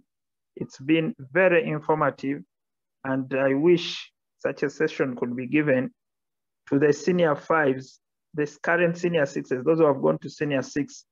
They really need it before they start senior six. If they can listen in, then it will be very informative as they go along with their courses. I want to thank all of you who have attended and listen in more to the recording, even after filling in the PUJAB form. listen in to the advice. The recording now has a lot of advice that has been given. Listen in and try to recap what has been said so that you shape your lives ahead. With that, I want to thank everyone and wish you a good evening. Thank you, Mr. Kaziwa. Thank you so much, Mr. Ronald, for those remarks. I have shared in the WhatsApp, in the chat, the link. We may have here some people who are not on the WhatsApp group for the vacationists. Please just tap on that link and then you can be able to join that group. Let me ask Sister Josephine to prepare to lead us in a word of prayer. Let me see. She's off, but okay. Brian, you can prepare. You will lead us in a word of prayer. I want also to thank Mr. Ronald, Teacher Agnes, Teacher Masaverisa, and everyone who has joined in this call. Thank you so much. We shall be sharing with you the recording, I think tomorrow. And then in case you have any questions, please feel free to ask. You can get to the inbox of any of the administrators in those groups. They will be able to help you out. Thank you so much. Let me request Brian to lead us in a closing prayer. All right, thank you. Can you get me clearly? Yes, Brian. Okay, first of all, I'll have to appreciate and thank Madam Agnes for the time given us and for all the informative words she has given us. It has been a blessing to me actually, because for me, I just got my PUJAB forms yesterday. Actually, I didn't get enough I didn't get enough facilitation about the filling in, but I can assure you that right now I'm pre-formed and I can ably fill in my PUJAB form. Thank you so much. And I thank the Holistic IA Learning Platform. I'm really grateful of you, Mr. Kaziwa, and the colleagues. You've really done a good job for us. So with that, with those few remarks, I would request every one of us to have ourselves and have a closing prayer. Lord Father, we thank you for this moment. We thank you for this session you've enabled us to go through. Father, it was not by our making, but it was all by your grace, oh Father. For Father, we pray that Father, may you enable us to do according to your will, not according to our will, Lord of mercy. Lord Father, we pray. Lord Father, we pray that Father may you hear our prayers. We pray, Father, may you bless our facilitators, may you bless our tutors, may you bless our teachers, and may you bless the work of the hands, King of Glory. For they have been faithful to us, for they have been so kind to us, for they have been honest, for they have been helpful to us, and we believe we shall still move in the same Lord of mercy. Father, we pray that as Father we go back, for those who are going to fill in, that Father may you enable us, may you guide us and be able to follow all the instructions and guidelines that you given us, oh Father, so that we can be in position to fill in our PUJAB forms correctly, oh Father. Father, we pray that Father, may you enable us, oh Father, achieve our goals and achieve our dreams, King of Glory. For we believe yours is at hand. Father, for those who are traveling and for those who are going to travel, we pray, Father, may you grant them your mercies, oh Father. For all those who are sick, Father, may you stretch your healing hand onto them, King of Glory, so that they can be saved, oh Father, and healed, King of Glory. Father, may you check our inner soul, oh Father. For Father, we are not all that good, oh Father. For we pray, Father, may you forgive us for all our transgressions, King of Glory, for all our iniquities, King of Glory. For we are not all that righteous, King of Glory, but we pray, Father, may you enable us be able to follow your will, oh Father. And may you do according to your will, Father. And may you do what you can only do, oh Lord of mercy. For there is no one above you, for we shall continue exalting your name and magnifying your glory. Bless us, bless everyone. In Jesus' name we pray and believe. Amen. Amen. Amen. Thank you so much. Please keep on those WhatsApp groups. We shall share some information about the MasterCard Foundation Scholarship. We are going to look out for those details. Also, that one is another opportunity we can tap on. So please keep on WhatsApp. We shall be sharing. Thank you so much and have a good evening, everyone. Bye-bye. Bye. Thank you too. Bye.